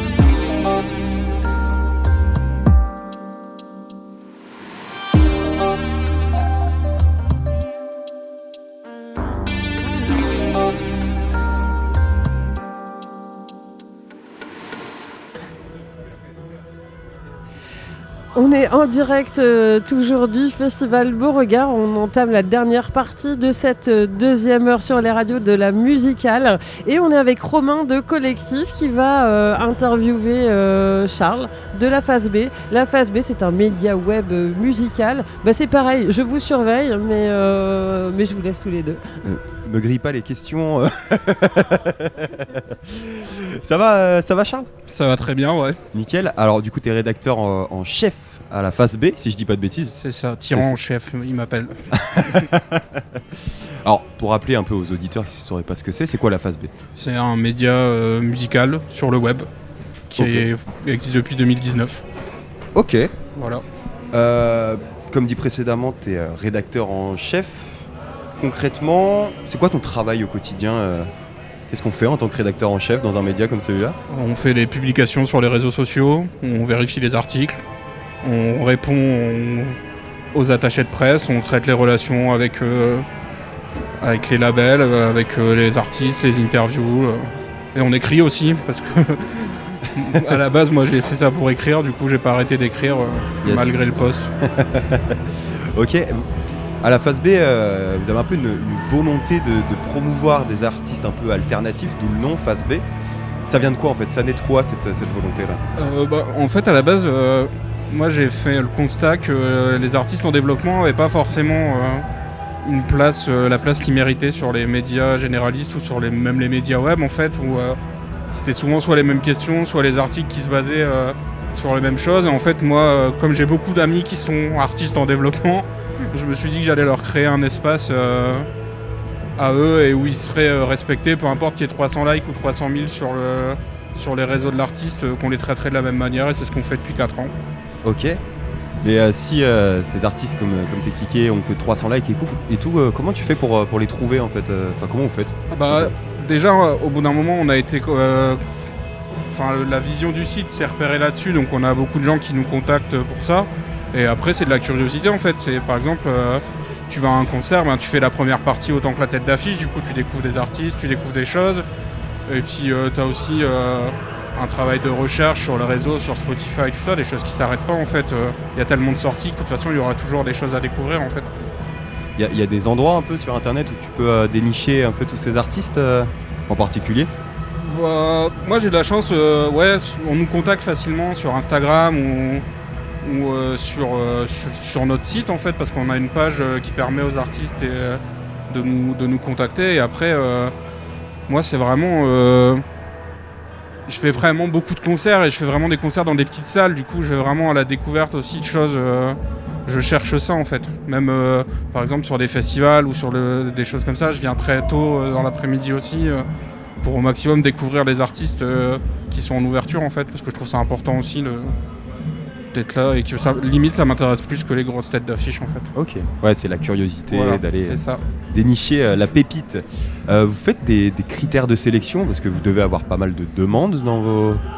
Zéro, c'est que de la passion, et si l'artiste il nous intéresse, On n'a vraiment pas la ligne éditoriale, en fait, c'est la passion et on a des gens qui parlent de jazz autant que des gens qui parlent du rap ou moi qui vais parler de rock ou de pop et on est vraiment on est ouvert sur tous les genres musicaux en fait. Pareil, je trouve ça hyper important parce que même aujourd'hui, de toute façon, les genres musicaux sont complètement décloisonnés, donc que ça soit des artistes de rap qui vont bosser avec des gens qui font du rock ou inversement, il n'y a plus vraiment de barrière en fait, ce qui est cool aussi dans ce qu'on écoute maintenant quoi en fait. Ok. Alors je te posais une question peut-être un peu plus subjective, mais vu que tu es un peu curieux, tu vas aller chiner un peu des artistes, c'est quoi pour toi ce qui fait une bonne musique? Oh. Sacrée question ça. Ouais. Ouais, ça dépend ce que t'écoutes en fait. Parce que par exemple si t'écoutes de la chanson française et que la personne elle sait pas écrire, ça va être un peu compliqué de faire une bonne chanson.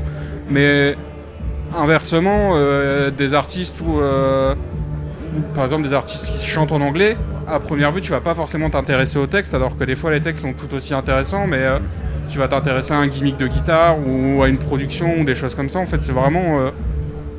Moi, ce qui m'intéresse, c'est... En fait, il faut que la chanson, elle me fasse ressentir des émotions. Si ça me fait ressentir des émotions, c'est gagné, en fait. C'est que la personne, elle arrive à te transmettre quelque chose, et s'il y a de la transmission, c'est ce qu'il faut, en fait. Ok. Je ne demanderais pas quelle chanson t'as fait la dernière, là, en tête, qui t'a fait ressentir des émotions dernièrement. J'ai regardé, il y a une application sur Internet, là, où, vous savez, ils sortent le ticket de caisse de ce que t'écoutes le plus en ce moment. Oui. Et en fait, il y a 3 groupes dedans. Il y a un groupe que j'écoute dont l'album en boucle, je l'écoute depuis un mois, c'est Robert, c'est un Québécois. Ok. Et après il y avait Social Dance, qui est un groupe de Marseille, qui sont très très bons aussi. Et le dernier titre de Poppy Fusée, que j'adore. Voilà. Alors je t'ai posé la question de ce qui faisait une bonne musique, on va aller à l'inverse. C'est quoi pour toi ce qui fait une mauvaise musique?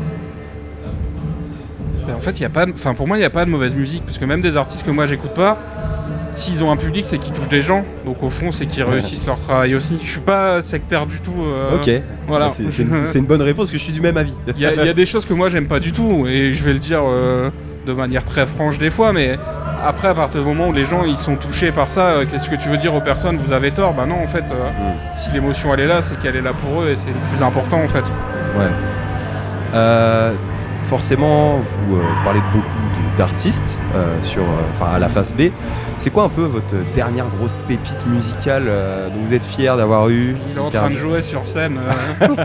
Non mais c'est vrai, c'est Alias en fait. On est le premier média français à en avoir parlé du coup. C'est fierté. Ouais. Et sinon, les dernières interviews que j'ai fait, dont je suis très content, j'ai fait Chili Gonzalez. Classe. Chili Gonzalez et Émilie Simon, qui étaient des gens que moi j'écoute depuis 20 ans et du coup. Je me permets, il est gentil, Chili? Bah, si tu connais sa musique, il est très sympa.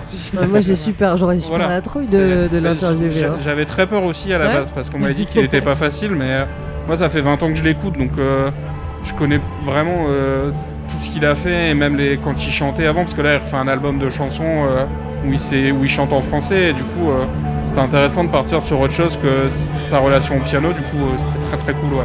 Donc si je te dis Hubert Alès, c'est bon? Oui, voilà. Tu vois, je connais pas. Ok, je voulais te penser.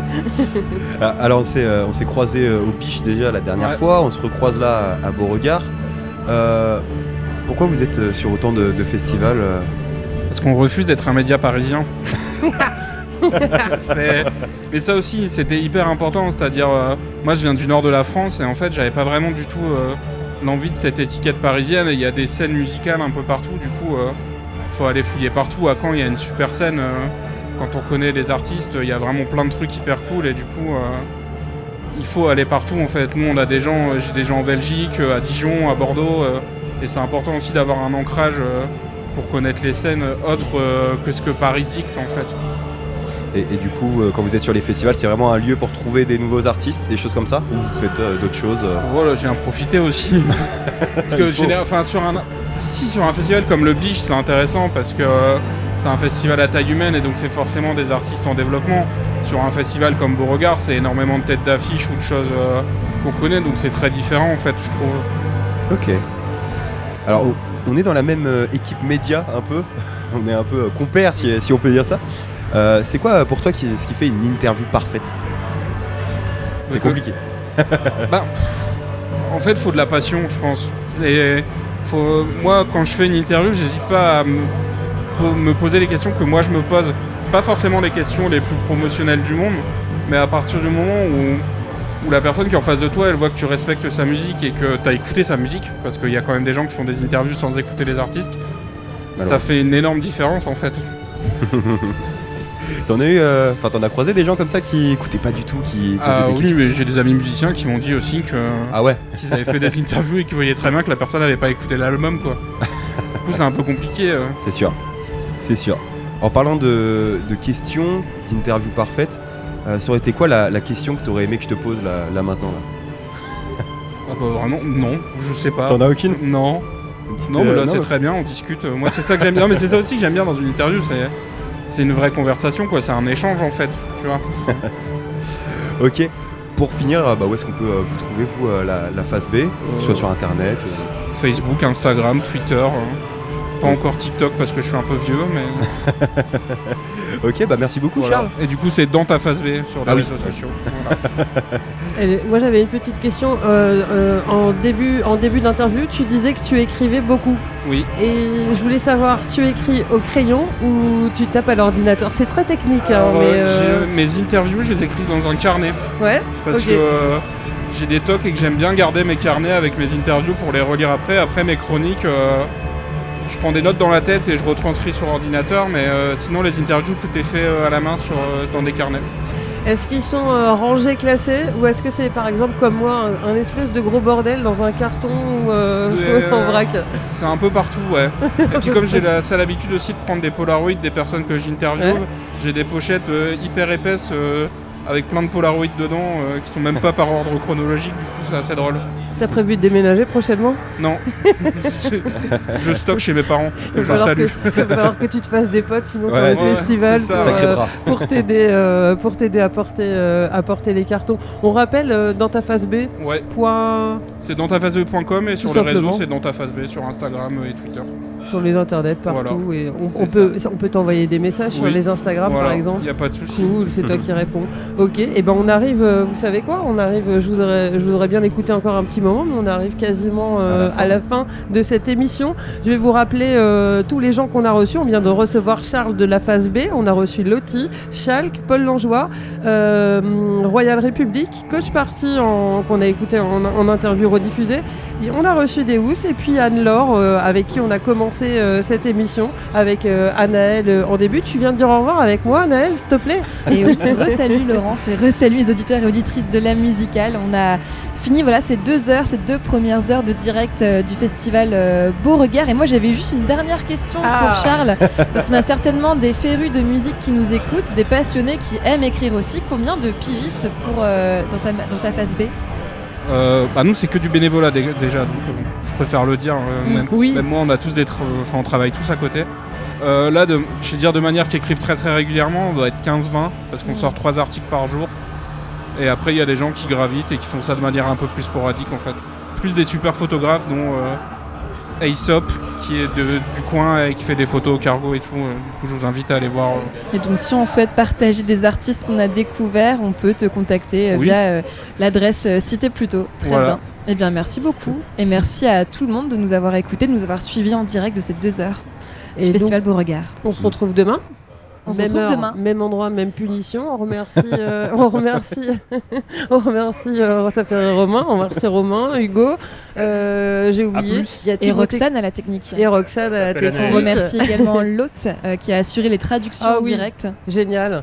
Et demain, on dit qui on reçoit ou pas? J'ai sous le nez. Alors on peut citer quelques. On spoil pas. On tease, c'est pas pareil. Demain, on aura un interview des Cemented Minds de The Haunted Youth et je ne sais plus. Et par contre, pas tout. Non, et on réserve encore quelques surprises. Et on précise que demain, on n'aura qu'une seule heure de direct. Donc, même heure, pas tout à fait. On se retrouve à 18h en direct du Festival Beauregard avec les radios La Musicale. La Musicale, les radios associatives musicales de Normandie à Beauregard.